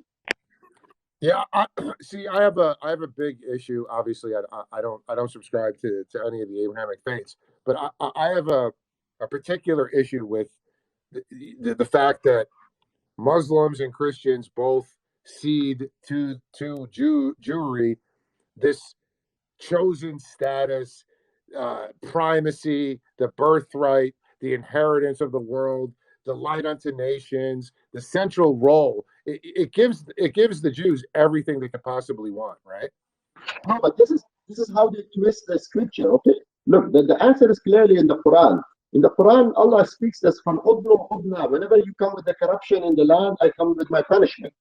They have been corrupt the land twice. The first time they were punished by the Babylonian army. They destroyed the temple. Allah says that I will set the curse on you guys. And the second time, when they repented in the captivity, they repented, and God saved them by sending the Persian king and freed them from Babylon. They built the temple, but what was the bargain with Allah? Allah tell them that you have to repent, then I will send the Messiah among you. When the Messiah comes, these bastards basically they blaspheme the Messiah, the son of Mary. So what happened? Allah says that now I will punish you and I will kick you out of the land. You will not come back here until Gog and Magog will bring you back. Oh, Okay, so so they are so not how do you, so how do you explain the foundation of the Frankenstein abomination in 1948? Give me 1 second. So the story, this false tune that they are telling to the people that we are light among the nation, no. They are not light among the nation. They were basically literally kicked out by Allah from the Holy Land, and they were without the country spread around the world in desperation. It was not light among the nation. And why they are being punished? The reason that they have been punished that they broke the covenant of Allah. They broke the covenant of Abraham, the religion of Abraham. What was the religion of Abraham? They make the religion of Abraham basically a racial religion. They say, no, if you are not from the seed of Jacob and Joseph or Jacob, then you cannot become a Jew. And if you are not a Jew, you go to hell. This is the thing which they are teaching after they went to Babylon. So this is Okay, all right, Alpha, stick around. You might have some people ask you a question or two. Let's go to Sapien, then Witsit, and then back to Cosmic Johnson. Sapien, hello, Albert. Thank you for adding me. I just want to, mention in addition, and I heard it from scholars as well.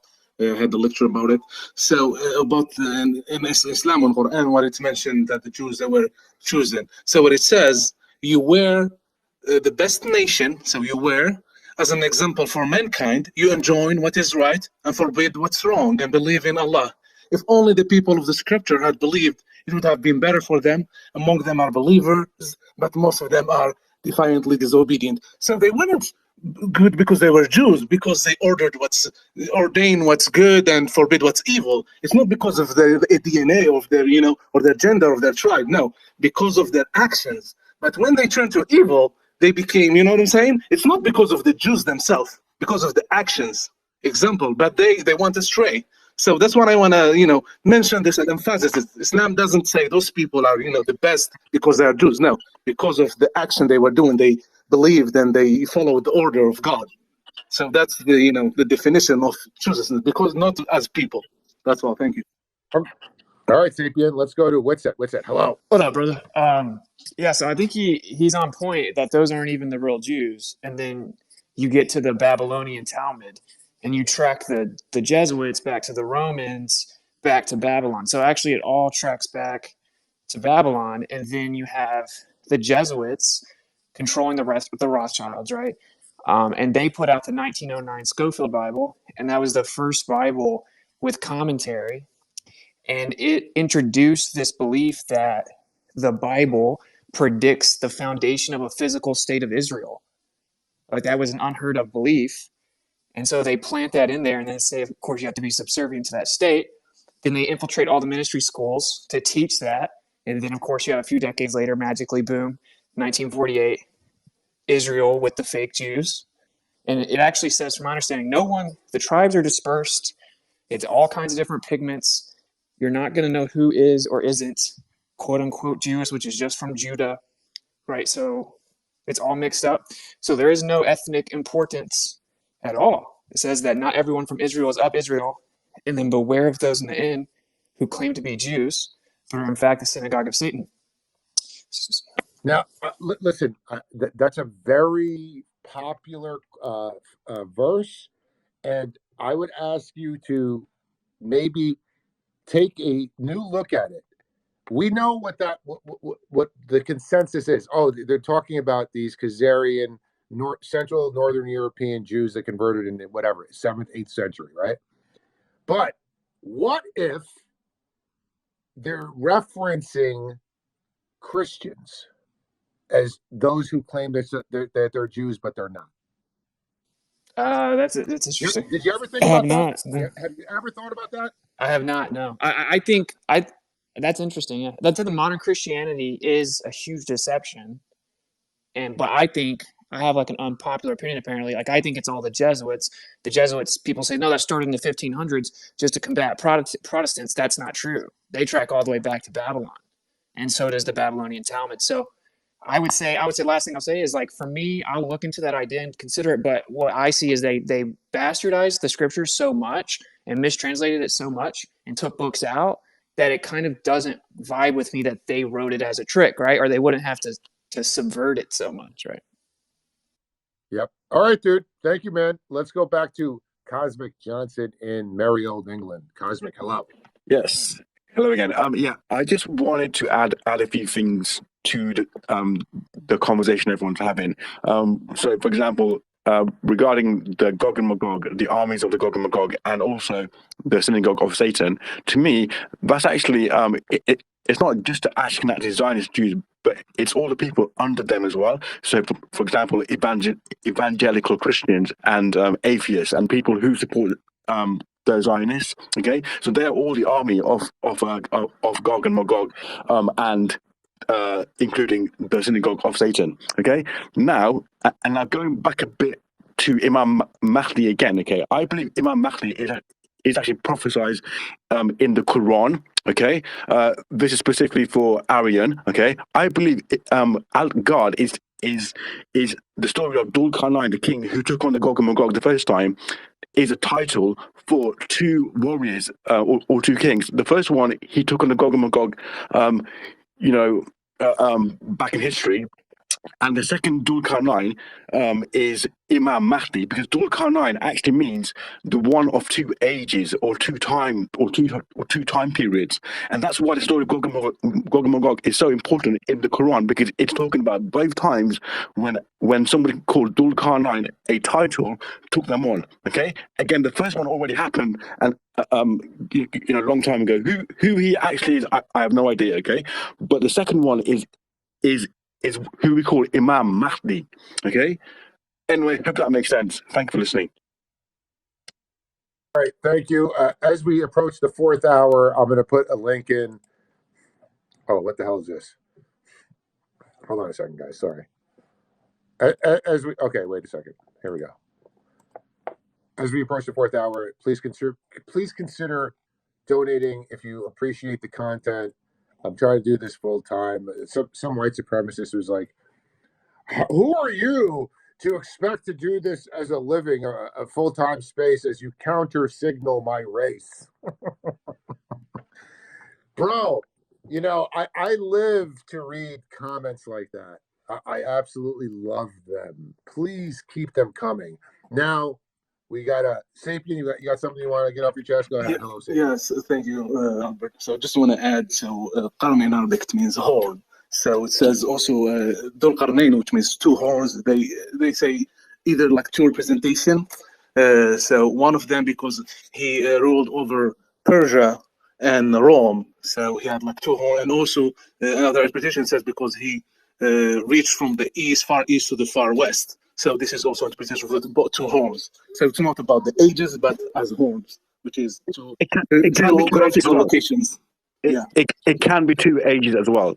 It can be. I'll link you the sources. I know what I'm saying. I know Arabic, but the mostly, the interpretation that is, given is this two explanation that I gave, which is geographically horns, which is two locations.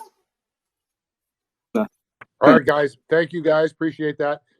Now I want to get into this whole Aleksander Dugin, Eurasianism, the whole, he's evil. What is this whole rise of Eurasia? It's a threat. We have to stop it. It's bad for America. The panic button, right? Everyone's fucking shitting their pants about Duginism, Eurasianism, blah, blah, blah, blah, blah, right? Adam brought it up over and over and over again to criticize all things Russia, Putin. The Russophobia was high. The Russophobia is strong in him, right? So let's hear from the guy that's, evil incarnate. Like I said, I have a big issue with his whole Crowley homage, but let's listen to the man. Hi, welcome back to another episode of the DD Geopolitics podcast. I am joined by my wonderful co-host JM and the lovely, as always, Yara. Today, our guest needs no introduction. He's been our guest before. We are so excited to talk to him today about the Palestine-Israel conflict. Professor Aleksander Dugin, how are you today? Thank you. Thank you so much for joining us. And while we have you guys here, please like, subscribe, and share this. That's a good idea. Do me a favor, guys. I'm trying to, these devils sabotage, throttle my shit, crash the space, hijack it, hack it. We've gone through all the fuckery and the gay ops that you could possibly imagine. Can you please heart this thing and repost it? And don't worry, you're already on a list. Thank you, Jesus. For the foreseeable future. So if you guys could just subscribe and like, and let's get started. So in a recent Twitter post, you stated that drawing from your knowledge of the Israelis, that there's no doubt in your mind that they will not stop until they eliminate all of the Palestinians. What about your knowledge of Israelis historically has brought you to this conclusion? So, when it's first of all to put the situation in Gaza and the geopolitical context, now we are in the transition from unipolar world system to multipolar world system, and everything what happens in any point, any corner of the earth should be first of all put in this global geopolitical balance of power. There is the hegemonic power of the West. Israel is the proxy of the collective West, of the Atlanticist power, sea power, and that is a kind of main condition of the conflict. And on the other hand, there is the emerging multipolar world order with new poles appearing under our eyes: Russia, China, Islamic world, India, Latin America, and a bit India. Yep. All these poles are present in the BRICS structure. So the hegemonic power doesn't want to let this multipolar order to establish, and that is the main explanation of all the conflicts, all the war, all the diplomatic confrontations, everything. Economy can not now explain anything at all because it is a secondary factor. So everything is about the future of the world order.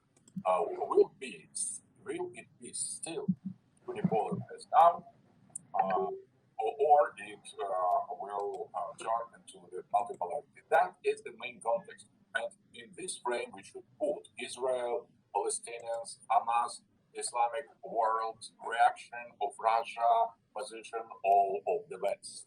So that is the main frame. And about concrete understanding of Israeli politics, we need to take in consideration as well a kind of psychology of Israel state, of Israel entity, political entity, because it is based on very radical vision of the race, of the religion, of the chooseness of Israeli people, and they came to Israel precisely because they have decided that all the long history of the suffering of the Jews is over. So no more suffering, no more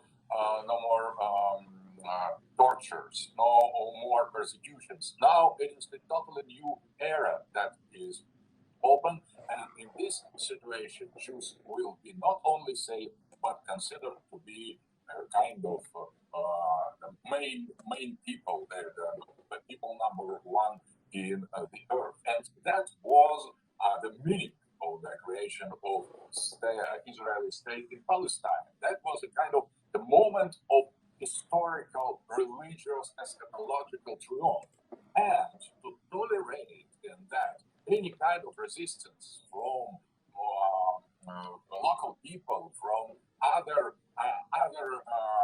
populations living in this area or elsewhere, it is a kind of radical accumulation of these phase on which the state Israel is based. And that is why I considered from the beginning as the revenge after the attacks of Hamas against Israeli population will be very, very rough, very, very cruel, and I presume they will not stop because they will not stop before they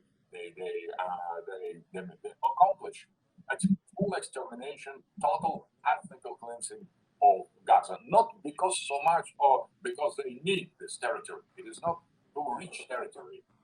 It is the problematic territory. But that is the principle. That is a question of principle because they consider, the Jews now consider that they were humiliated by Hamas. And that was a kind of all the history of Jewish people is put on the scale. So they need to revenge. They feel themselves totally obliged to revenge and to destroy what they consider to be aggressors and to erase from the face of the earth. And what is important that the global hegemon helps and supports Israel in this decision. So that is as well a very, very important thing. So all right, so 4 minutes in, I detect no lies.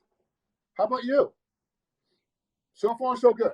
Israel can to do that, and the global West, collective West, as we call it now, is in favor to support this deed. So I think putting together the capacity, the huge capacities of Western, NATO, American military power, and the kind of psychological, religious, eschatological mood of Israeli society, putting together through these factors, we could presume or foresee total extermination of the population of Gaza.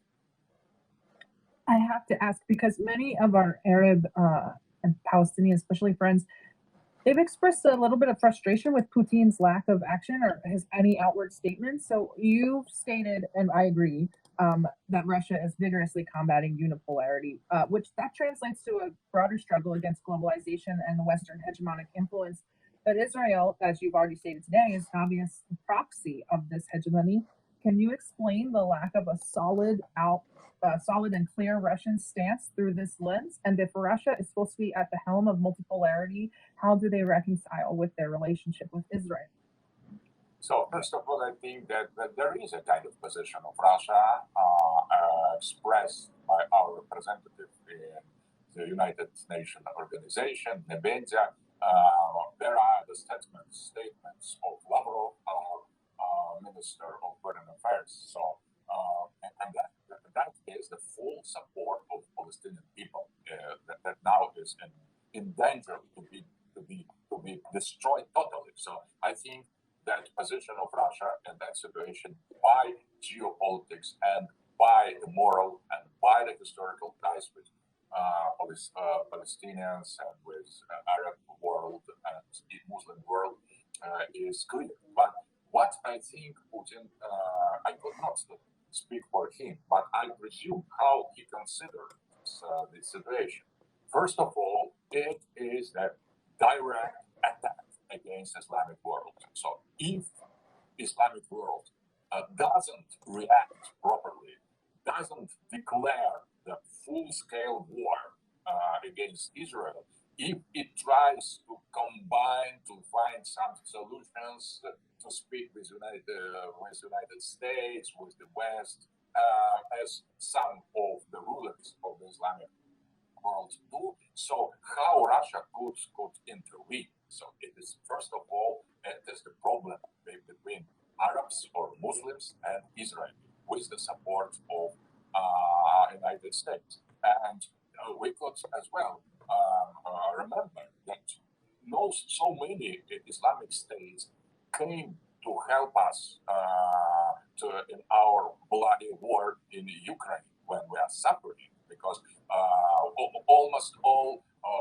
Western vassals are fighting against us there in Ukraine, supply our enemies, Nazi regime in Kiev, with all this weapon, and nobody except Iran comes to our side. So that is very important. We are ready to intervene. We are for sure. We are on the side of Palestinians. Did you hear that? Adam Green, did you hear that? We are on the side of the Palestinians. We are ready to intervene. Well, if this is Putin's brain, I like Putin's brain. I like. It's logical. Islamic countries should strike first. They should consolidate. They should overcome their Very interesting. And I haven't heard any of this. Just so you guys know, I haven't heard any of this. So their position is the Arabs and the Muslims consolidate their position, and they're ready to intervene and help them. That's a pretty, astute, geopolitically pragmatic approach. And I detect no lies from Professor Dugin.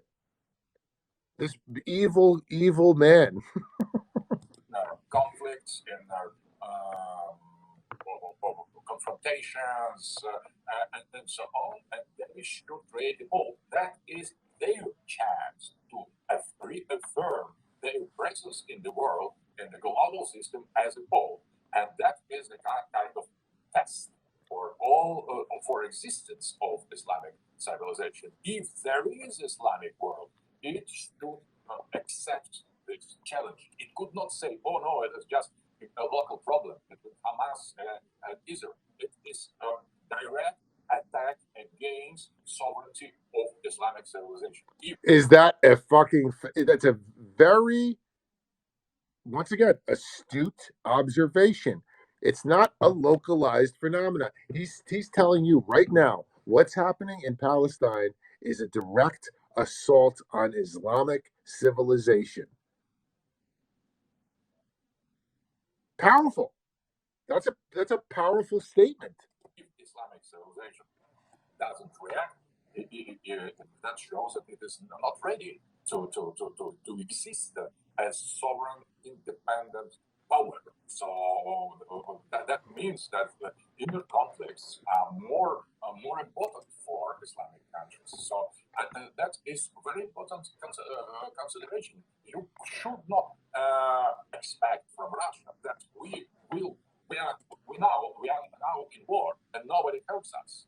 And how we could imagine that Russia will come to open new front in fighting for Palestinians in Middle East against American power? It is a bit irresponsible. So, but what is important? Russia is politically, with all its political, diplomatic, geopolitical weight, on the side of Palestinian people.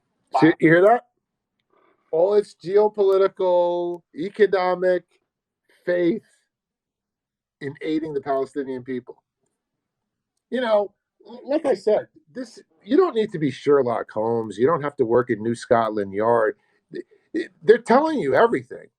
Albert. And unlike, go ahead. Yeah, I mean, Adam, haven't he listened to this? Where did he see evil in this? I don't get it. So, I mean, now his perception. I don't get it either, brother. I listen. Give him this to listen. I mean, I've been trying for the last 7-8 months to get him to get on side here. To get on the right side of history. He's speaking but just whatever. Yeah. There's nothing evil on his saying. It's just good stuff. So I don't get it.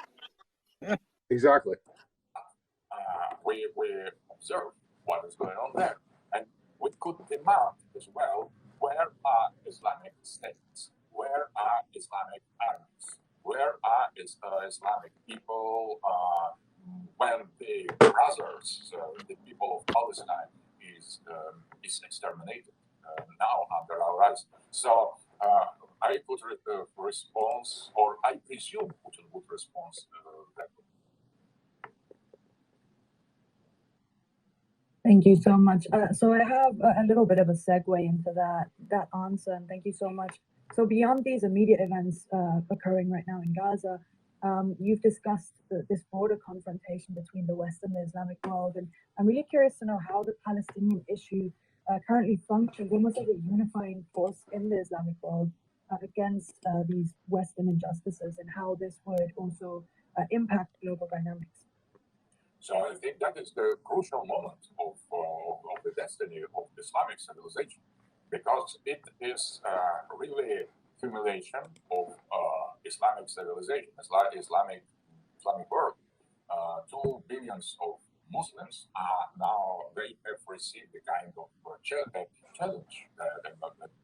challenge, existential threat, because if they tolerate that, the West will treat them as persons with no real will and no real weight. So they should respond. If they don't respond, if they stay in their semi or half independent state of being, if they don't protest against this hegemonic strike against Islamic identity and Islamic world, and against all the human understanding of what is good and what is bad, because what the Israelis now are doing, that is the real violation of all words, all rules of leading the war, the military actions. They destroy massively, destroy civil population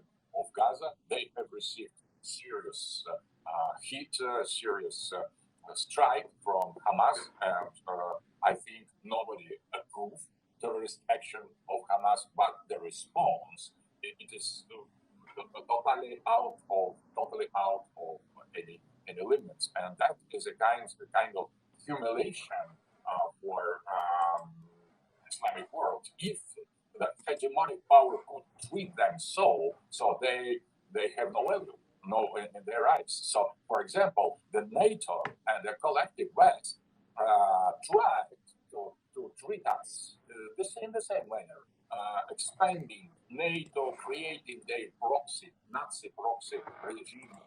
It makes total sense. He's telling you, look, this U.S. hegemonic rules-based order, right? And Israel is a proxy for the Western hegemony. They're doing to the Palestinians what is happening to the Russians in terms of the Eastern Ukraine Donbass war. So the geopoliticals of commonality, you identify your enemy correctly, not because the kosher media tells you who it is, but based on their behavior and their policies and their aggressive hostilities against you. So they're making common cause.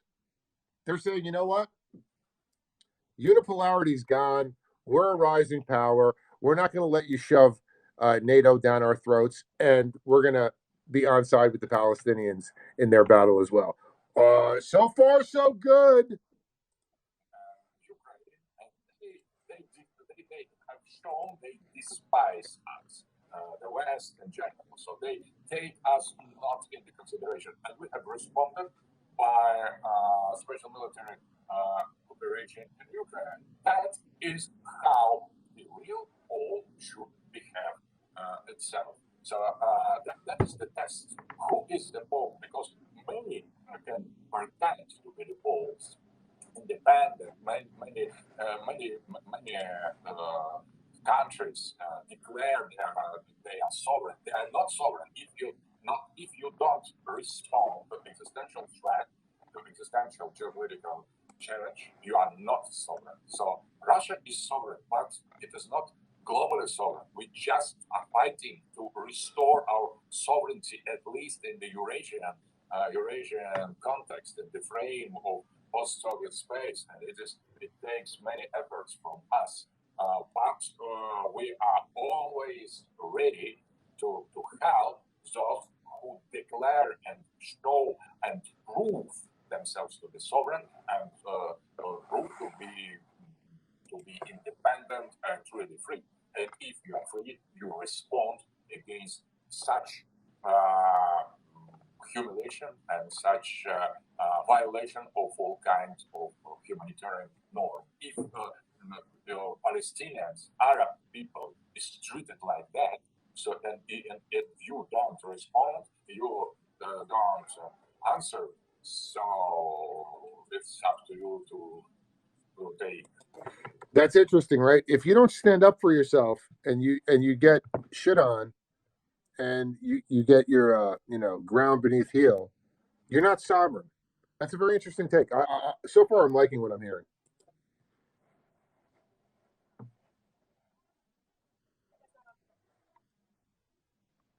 So that is how I consider the situation. So situation is critical. Now, if Islamic world receives and accepts the challenge, it will mean that we have the new pole because Russian pole, Chinese pole, and Islamic pole will be free, fully independent, sovereign poles fighting, resisting the pressure of hegemonic power, and we are now here to decide what world order we are in reality. When it concerned, it affected us, we reacted. So now it is time to react to Islamic people.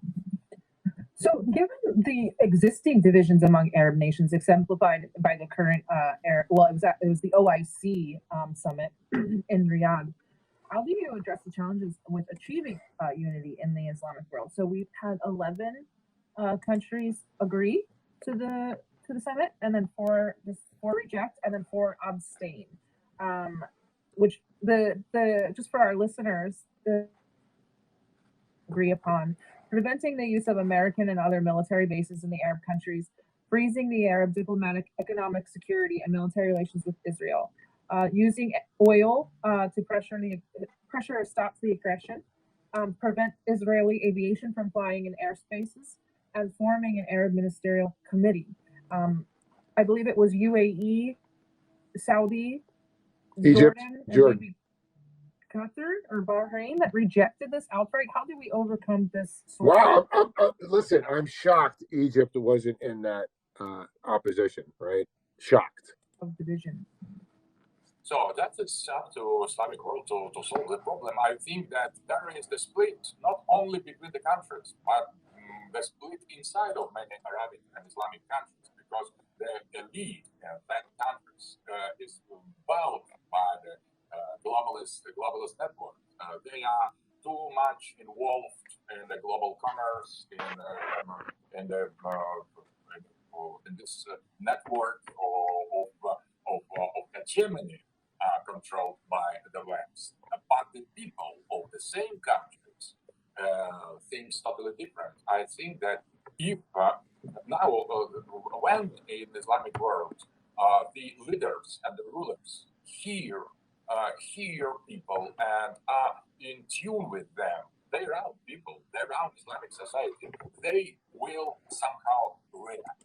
Well, and in the countries where the rulers fully despise their own population, so they feel no responsibility for the Islamic faith, for Islamic civilization, for defending Islamic values, traditional values, and so they will confront, they will have inner protests. So I think that is very serious moment, because division of Islamic countries, it is not only regional problems, it is as well global geopolitical problem because the global West try to manipulate the Islamic countries, try to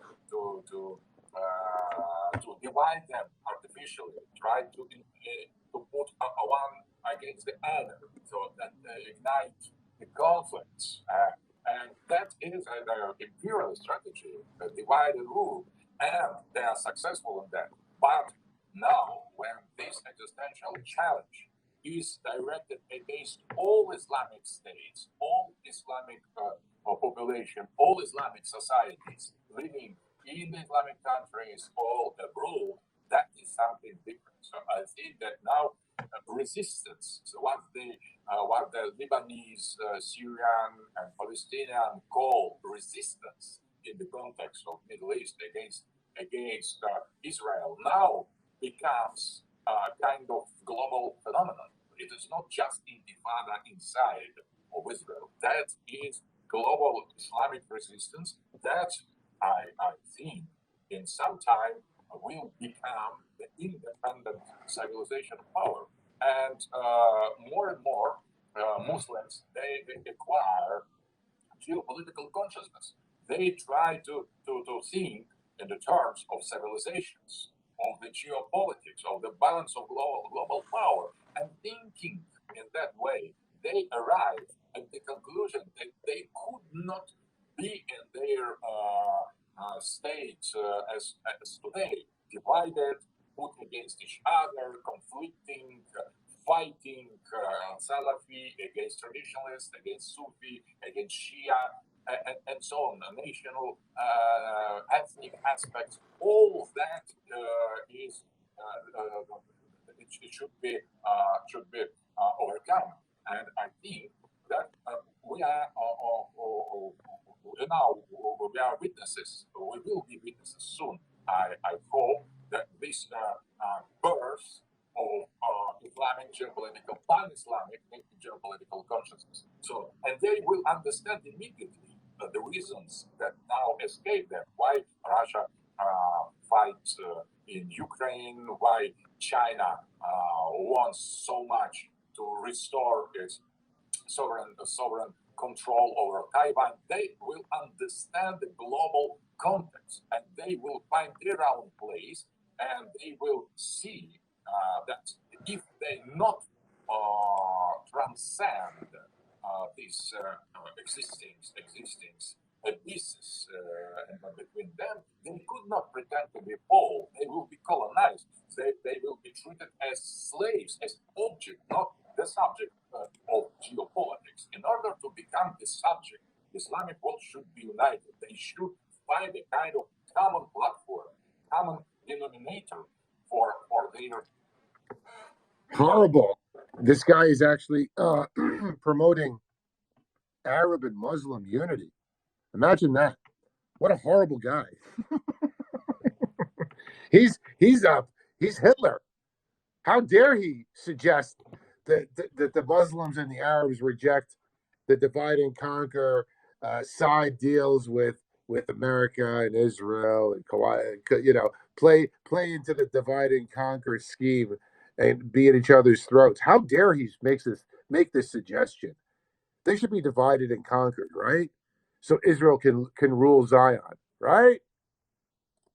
For their future self-organization, for becoming the pole, and the test line is precisely Gaza, is Palestine. Because if they accept that, so I think they will lose that honor.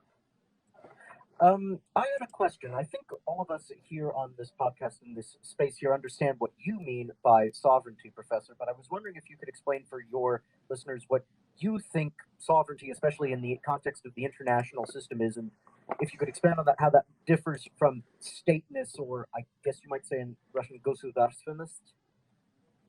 Exactly, that is the key issue, because sovereignty it is not enough to recognize formally sovereignty of some national state and to have the real sovereignty, because Krasner, as long as I remember, has dedicated the book American analyst, neoconservative line, has written the book The Sovereignty, Global Hypocrisy.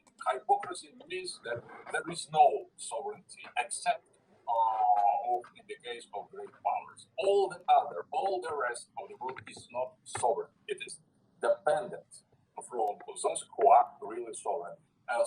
And the sovereignty was precisely the measure of two camps fighting each other in the Cold War. Capitalist camp of the West and socialist camp of the East were sovereign, and all the rest weren't sovereign. So all the rest were obliged in this bipolar system to choose which way to follow, whom to follow, or to follow Soviet and Soviet rule, or to agree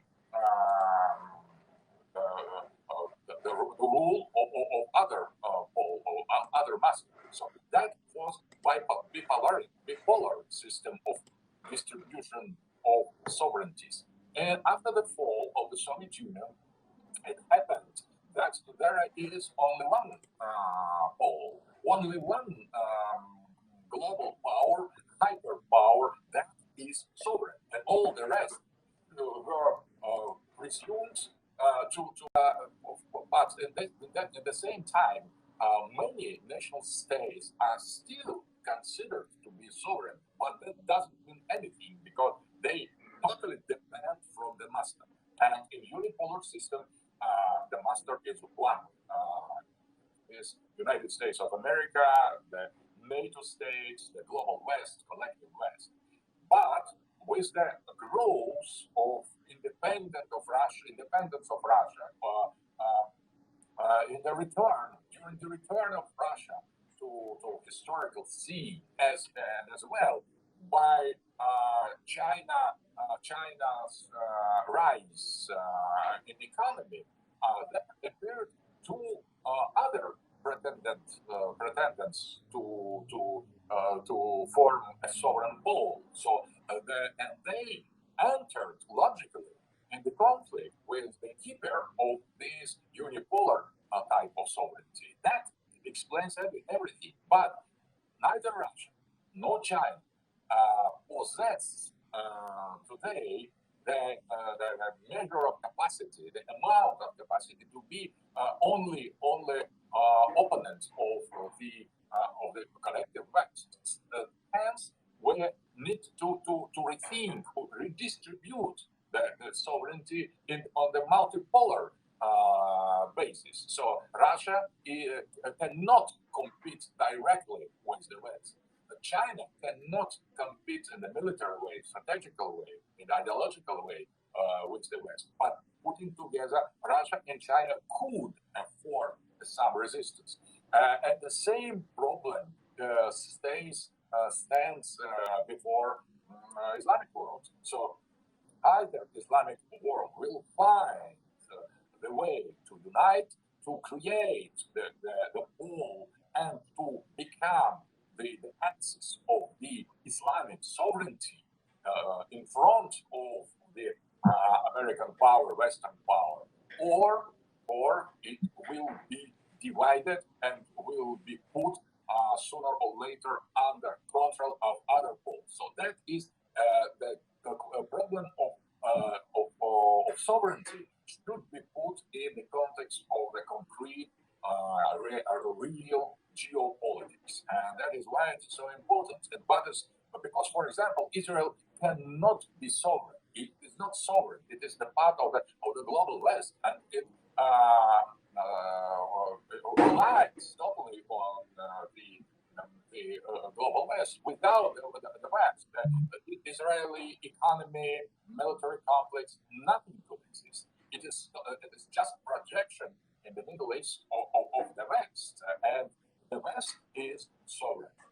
Russia fights desperately to be sovereign, to save its sovereignty, to affirm its sovereignty in Ukraine. China does the same, mostly in the economical level, but as well, sooner or later, I think they will be obliged to enter in the military conflict with hegemony. So now this the problem of sovereignty is before Islamic countries. They are not sovereign. They depend. They are controlled by the West in many ways. And now that is the examen That is the kind of test, the proof. If they are sovereign, they would react. If they are not yet sovereign, they should become so. So that is the huge mission, I think, that the radical existential mission to the Islamic world to rethink, to recreate, re-establish its sovereignty, and for that reason they need some common plan. They could not stay divided more, because that way they will be lost.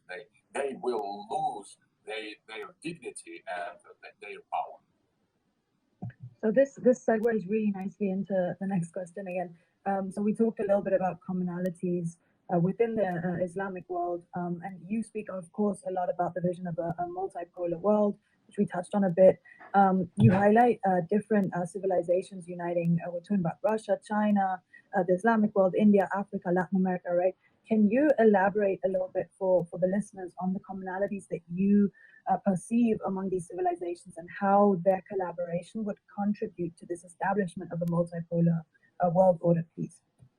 So, first of all, the world can be either unipolar or multipolar. It could not be both. We need to choose. So, and it is not just theoretical choice. It is the choice that is in practice, and war, and the confrontation, and the competition, and the clash of civilizations. So that is where we are. So we are in the middle between ending unipolarity but agonizing unipolarity, trying to continue to save it, to prolong it, and emerging multipolarity. So multipolarity is based on the difference in diversity of the civilizations, exactly as Samuel Huntington has foresaw. So what does multiplicity of or plurality of civilizations mean? That means that we know now only one set of the so-called universal values: the individualism, liberal democracy, parliamentarism, market economy, modern science, relativism, and postmodern culture. That is the kind of obligatory set of principles imposed on the humanity. Because in unipolarity, there is only one civilization, the Western one, and it tries to organize the humanity and all society under its principles, and judging them who is wrong, who is right, showing and saying what they should do and what they shouldn't. So that is unique civilization, and the West had the chance to create this kind of communality based on their own individualistic Anglo-Saxon and some for liberal values, but they have failed, totally failed. The West has shown that they could not keep the promise to be the leader of civilization and to grant the order, the rules, and the minimal justice. And that is the problem. So new civilizations arise now, are rising. And these civilizations are based on the commonality of the other principles. For example, in Russia, we have traditional values: family, the earth, the patriotism, empire, our history, our identity, our special kind of anthropology, sociology. Because, for example, for Russia, the man, the human being is not individual. You could not imagine that. The people on the West could not understand that for us, Russians, to be human, it is not to be individual. It is to be the part of the whole, of the family, of the people, of the society. And we could not consider to be human something, some person, some figure that has no ties, no organic ties with the religion, with ethnical tradition, with the whole, with the people. So we have the completely different anthropology, and we have no premises for the liberal democracy. It is just the facade. It is just the exterior aspect. It seems that we have the society like in the other countries, but the meaning of our reactions, existential, social reactions, is totally different. So now we recognize that more and more. This commonality of Russian Eurasian values, the common basis, common identity, civilization forms our civilization. The same is in China. China is not liberal democracy. It has its own very, very ancient tradition and roots, Confucianist ethics, and socialist, communist system of rule. So it is not liberal democracy at all, but that is civilization based on commonality of other principles and other rules. And the same for Islamic tradition, because for example, for Muslim to say that the human being should be considered in total absence of any relation to God, so it is blasphemy, because to be human in the eyes of Muslim is the same as to have the relation to God. So no God, no human being, no rule. If there is, as the person of Russian Roman of Fyodor Dostoevsky once has said, if there is no God, there are no rules at all. No God, no rules, so I can do anything. And this nihilistic attitude that is very, very common in the West, it is totally rejected by other civilizations. And more, these civilizations enter in the conflict with the set of rules and values and principles imposed by the West. So the same for Africa, the same for Latin America, the same from India. India is the weakest element because it tries to solve its regional problem with Pakistan, with China, relying on the West. That is just for now. There's a kind of exception in that among the other poles. But on the contrary, India has nothing at all against Russia, so we have still very good relations. So, but in generally, this commonality between poles, it should be based on the respect and recognition of the right to be other, and that is the problem, philosophical problem. The West has no idea how to treat the other, because in the eyes of the West, the other is either the same as the West itself or something very bad and very dangerous. If you are not like me, so you represent a kind of danger. And that is a kind of racist attitude toward the other. In the ancient time, that was open racism, because there was equation, there was the formula, for example, civilization, barbarism, and savagery. And to these three types of society of Lewis Morgan corresponded white civilization that was regarded as the same as civilization. Yellow people, barbarians, and black people as savages. Now, this biological racism is abandoned, but there is developed society or civilization, global liberal West. There is semi-periphery, developing country that didn't yet accept and embed all the liberal values, and there are global periphery that it's just the savages. So that's the same racism regarding the other. The other should be all exactly like us, or we should punish it or transform it or teach them to not to be what they are. And this attitude of that is hegemonic, ideological, geopolitical attitude of the unipolarity. And against that, there is the growing resistance in all the world, in all the countries, in all the civilization. And what is interesting, I observed that the same rejection of this globalist liberal hegemony and unipolarity is growing in the West itself. So many people support now Palestine. So many people are against the politics of Biden, of United States, or against the European Union that supported before the Palestinians. And now, when they are under the danger to be totally exterminated, they do nothing. As Biden said recently, we could not hope for ceasefire. So he is responsible for what is going there.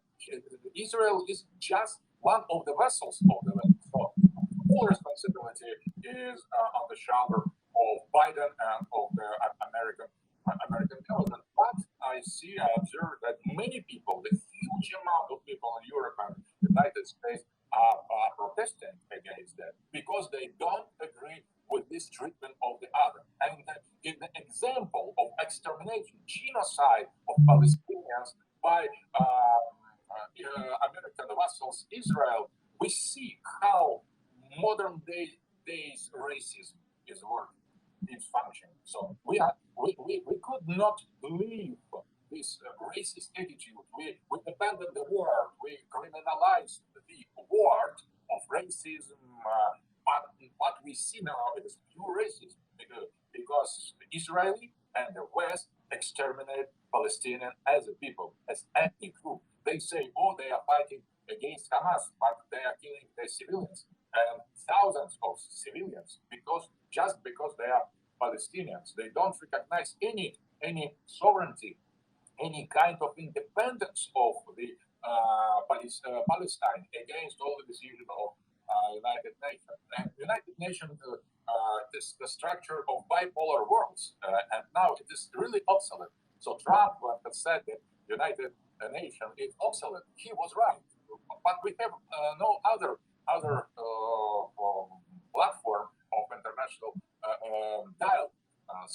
But United Nations was based on the balance of two superpower, of two sovereignties. And now, when we are living in the indefinite situation, when the unipolarity doesn't want to cease, doesn't want to let the multipolarity to be established, so we let the correspondent, the correct international system, because there is no international order, and that is why there are so many wars now. I was going to ask questions about international law, but you and I agree that international law isn't real and doesn't really exist. There's nothing really to base anything on because we especially with the Russian-Ukraine conflict, we've really seen international law completely be flouted. So it's kind of pointless to ask you because I know what you're going to say, but we were going to talk about whether or not whether or not international law is just a tool of Western hegemony. I think you and I we can all agree that it really is. So now I want to ask then, and in that framework, while we're still talking about Western hypocrisy and hegemony, in the past 18 months, we've watched the ICC issue a warrant, a worthless piece of paper, for the arrest of Vladimir Putin due to his so-called war crimes in Ukraine, which we haven't seen any evidence of whatnots and what have you. But we haven't seen any indictment of Benjamin Netanyahu in the press or otherwise. What are your thoughts on this? And furthermore, what does this say about Russia in terms of how they fight wars in comparison to Western countries? Because what we've seen is that more Palestinians have been murdered over the last month than Ukrainians have in the entirety of the special military operation, which lends credence to the fact that Russia has done everything they can to avoid civilian casualties, but also leads me to believe that Israel is doing everything they can to promote civilian casualties. Yes, you are correct. But I think that for now, the state of facts and the truth doesn't concern anyone in the West. So that is the reality. Everybody believes in the reality she or he wants to believe in. So the reality is secondary. The facts now. That is the fight between two fact checkers. So there are two global multipolar fact checkers and unipolar fact checkers. And when they show their arguments, their facts. The opposite side just pretend it is fake news. So I think that there are the degrees in this purely virtual confrontation of two worlds. But that is important. That I agree with that.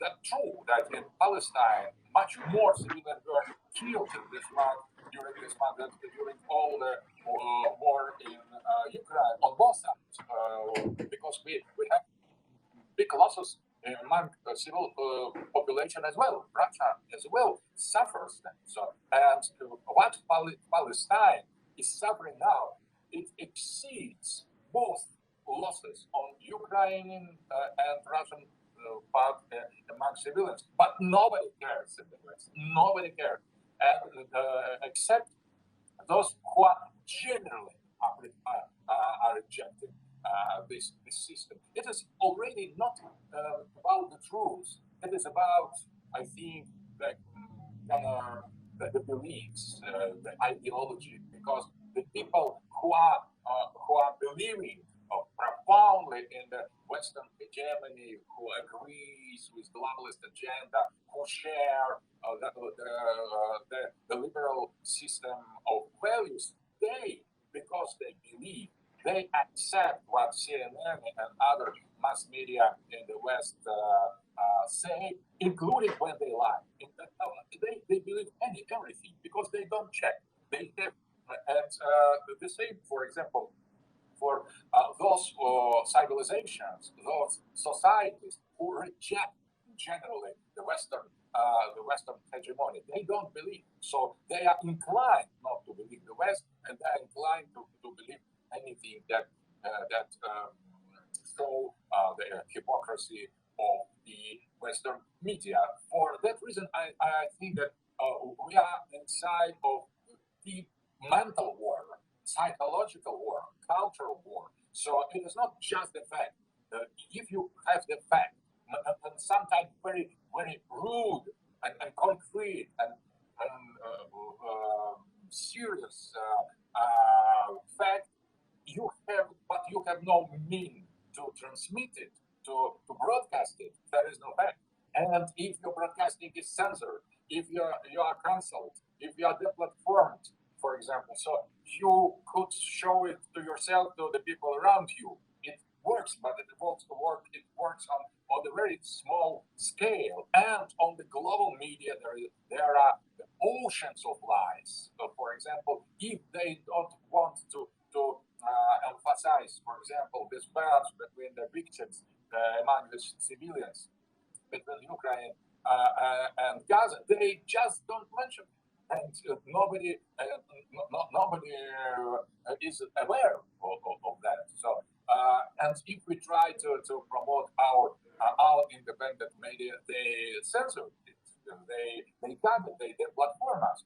We could rely a little bit on the libertarian mood of Elon Musk for certain time with Twitter, but before that was concentration camp with the people in charge of the Twitter before Elon Musk came. So we are living. That is the kind of some libertarian space in Twitter when we could still and some other platform not so much censored. We could express our meaning, but there are so many tools inside of social services in order to control, to reduce, to reduce, for example, the leaks, the sears by artificial means. So it is reality is totally manipulated, and I agree there are this difference that should show how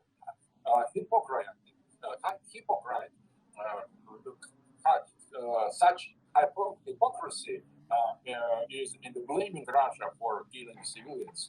So I agree. In the war, in the civil war we have now in Ukraine, there are some victims among civilians. Some of them killed corpusely Ukrainians, do some by casualties, but there are losses.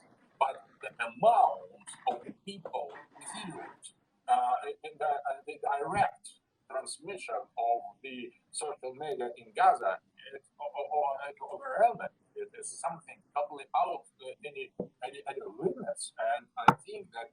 But the globalists, they just don't care.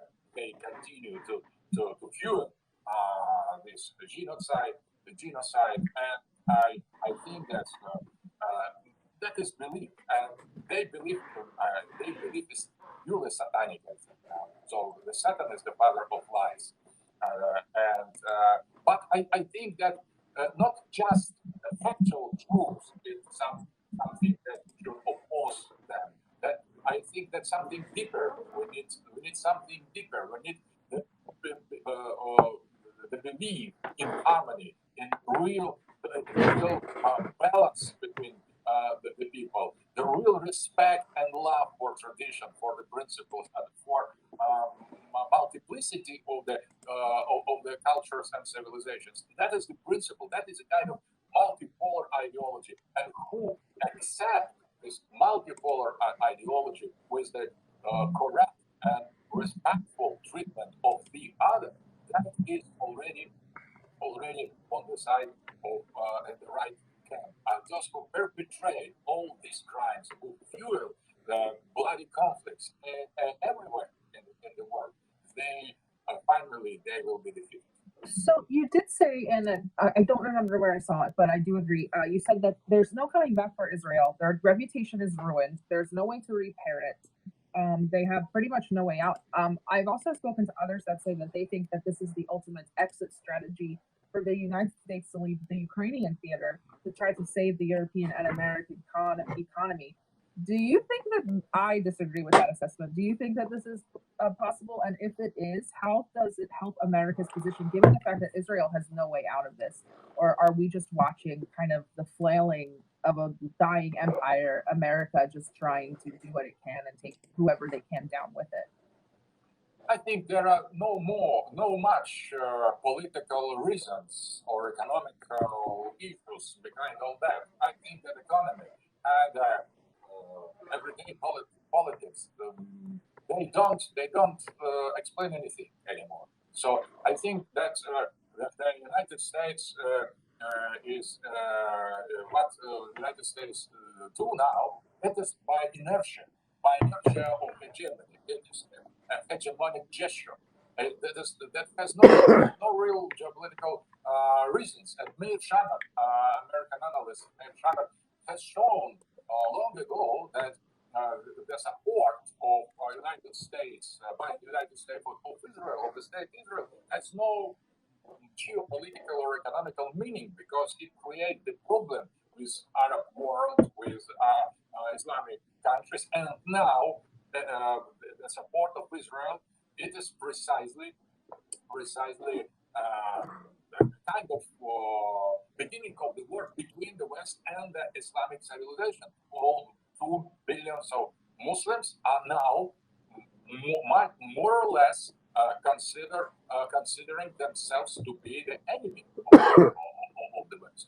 So if the United States, maybe it didn't lose total contact with Muslim world, but their position, their relations of the U.S. and the Islamic world is totally damaged, radically damaged. So no more any positive relations, and the United States loses in that situation without any balance, and doesn't receive anything. The same for Israel. Israel loses. It could destroy kill all Palestinians. In the beginning of the situation, I didn't believe on them, but now we see that they will not stop. So I thought that they were fighting maybe 1 week. They will declare ceasefire, but now they show that they are absolutely mad for continuing this massacre. But what I think that they could not receive some serious political results from that. They will be hated. The West will be opposed by Muslim world. So, for example, now United States is against China, against Russia, and against Ukraine. So, but Ukraine now it has shifted from the center of attention of the West because precisely there is new front between unipolarity and multipolarity that is open. So I think that the West will continue to fight in both directions and will supply the Ukraine with weapon, but I think that at the same time the situation is worse for the global West, and but the global West is a kind of impasse that it could not be that itself otherwise. Hegemony obliges that this arrogance of the unipolarity and the total ignorance of the other and the maniacal, fanatical rejection of the multipolarity. So now I see in social media pro-globalist people affirm multipolarity is the fascism, multipolarity is the racism, multipolarity is anti-Semitism, and all the other totally foolish things, because multipolarity is something opposed to any kind of anti-Semitism, racism, or xenophobia. It is acceptance of the difference as such, not when the difference becomes like you, as the liberal insists. So I think that now the situation is much worse for the West, because new front, and it is not just Palestine, it is civilizational front that is open, and it will last long, because what is going now, it is trauma, deep trauma for Islamic soul, and they will not pardon it, and they will not forgive it. And they are as well Semitic. It's interesting that Arabs and Jews are Semites. The same ethnic group, the same language. Maybe it's different levels of the mixture with other peoples, but culturally and by the core, they are two branches of Semitic people. And but Islamic that concerns Arab, because there are the other Muslims in all other ethnic groups. But what is important? So I think that the hegemony is a kind of position when it is a kind of victim of its own strategy. So I don't think they really wished something like that, because that undermines radically their position. They create new danger and new threat for security for all the West. So it is suicidal strategy, but maybe there we have some other dimension of the situation that is linked to the religion, because the Hamas action started under the name of the flood of the Aleksander, and that was a kind of sign of the will to defend Aleksander, the mosque of Temple Mountain, Mount Temple, against possible Israeli attack. And I think that adds eschatological, religious, the end of the world elements in that. And because I'm sure that the big scale Palestinian revolt will start in the western bank of Jordan and in the eastern Jerusalem. So there will be this concentration of the eschatological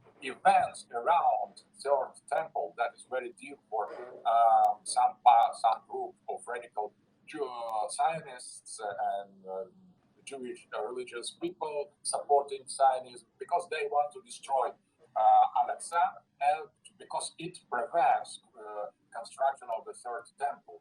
And in the Zionists project, the construction, the building of the third temple, it is the way to open the way to Messiah to come.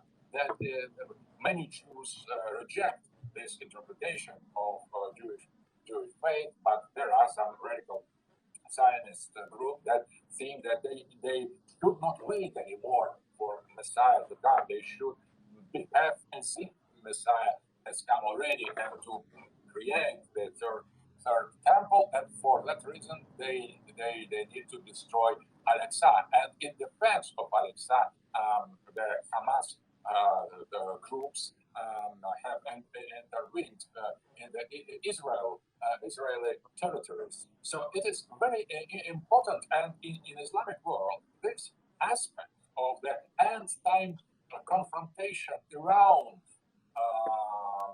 temple, around Mount Temple, around Aleksander is the center of the consciousness because it is the part of the Islamic education.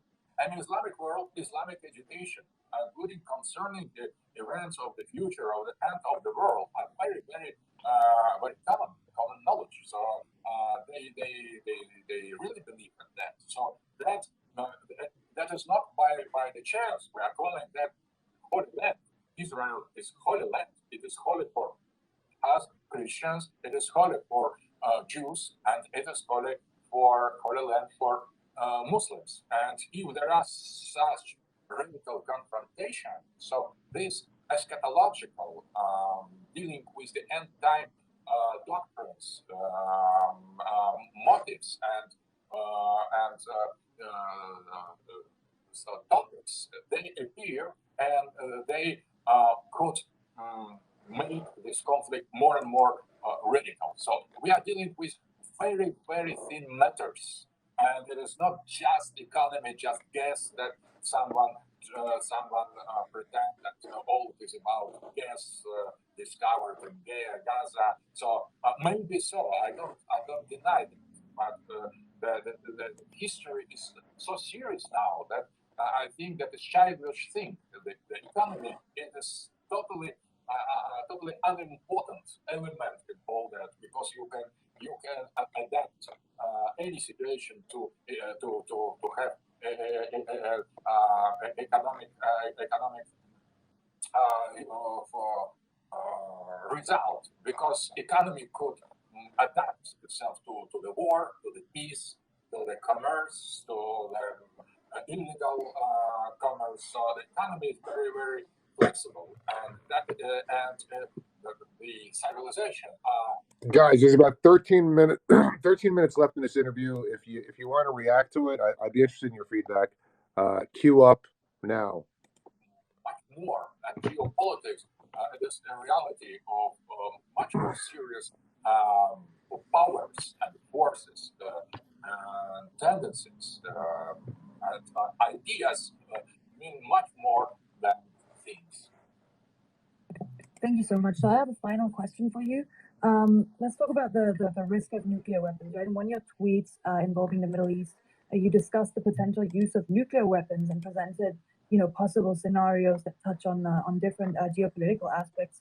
Could you elaborate on your views regarding the potential escalation to World War III and outline the specific conflicts that might lead to such a scenario? And then finally, who do you anticipate would be the major world parties involved in a potential World War III? So somehow Third World War III has already begun in some way, but it's just the first stage or zero stage of the real war, because there are two radically opposed camps, the unipolar camp and multipolar camp, confronting each other, clashing between each other on different front line. But how it could turn into the nuclear conflict? First of all, we know that Israel has a nuclear weapon, and one of the Israeli military ministers has already declared that he suggests to nuke Gaza in order to destroy this system of defense created by Hamas in Gaza. So that is quite known fact that Israel has received from the West the nuclear weapon. We know as well, or we suspect with some basis for that Iran has nuclear weapon. Pakistan has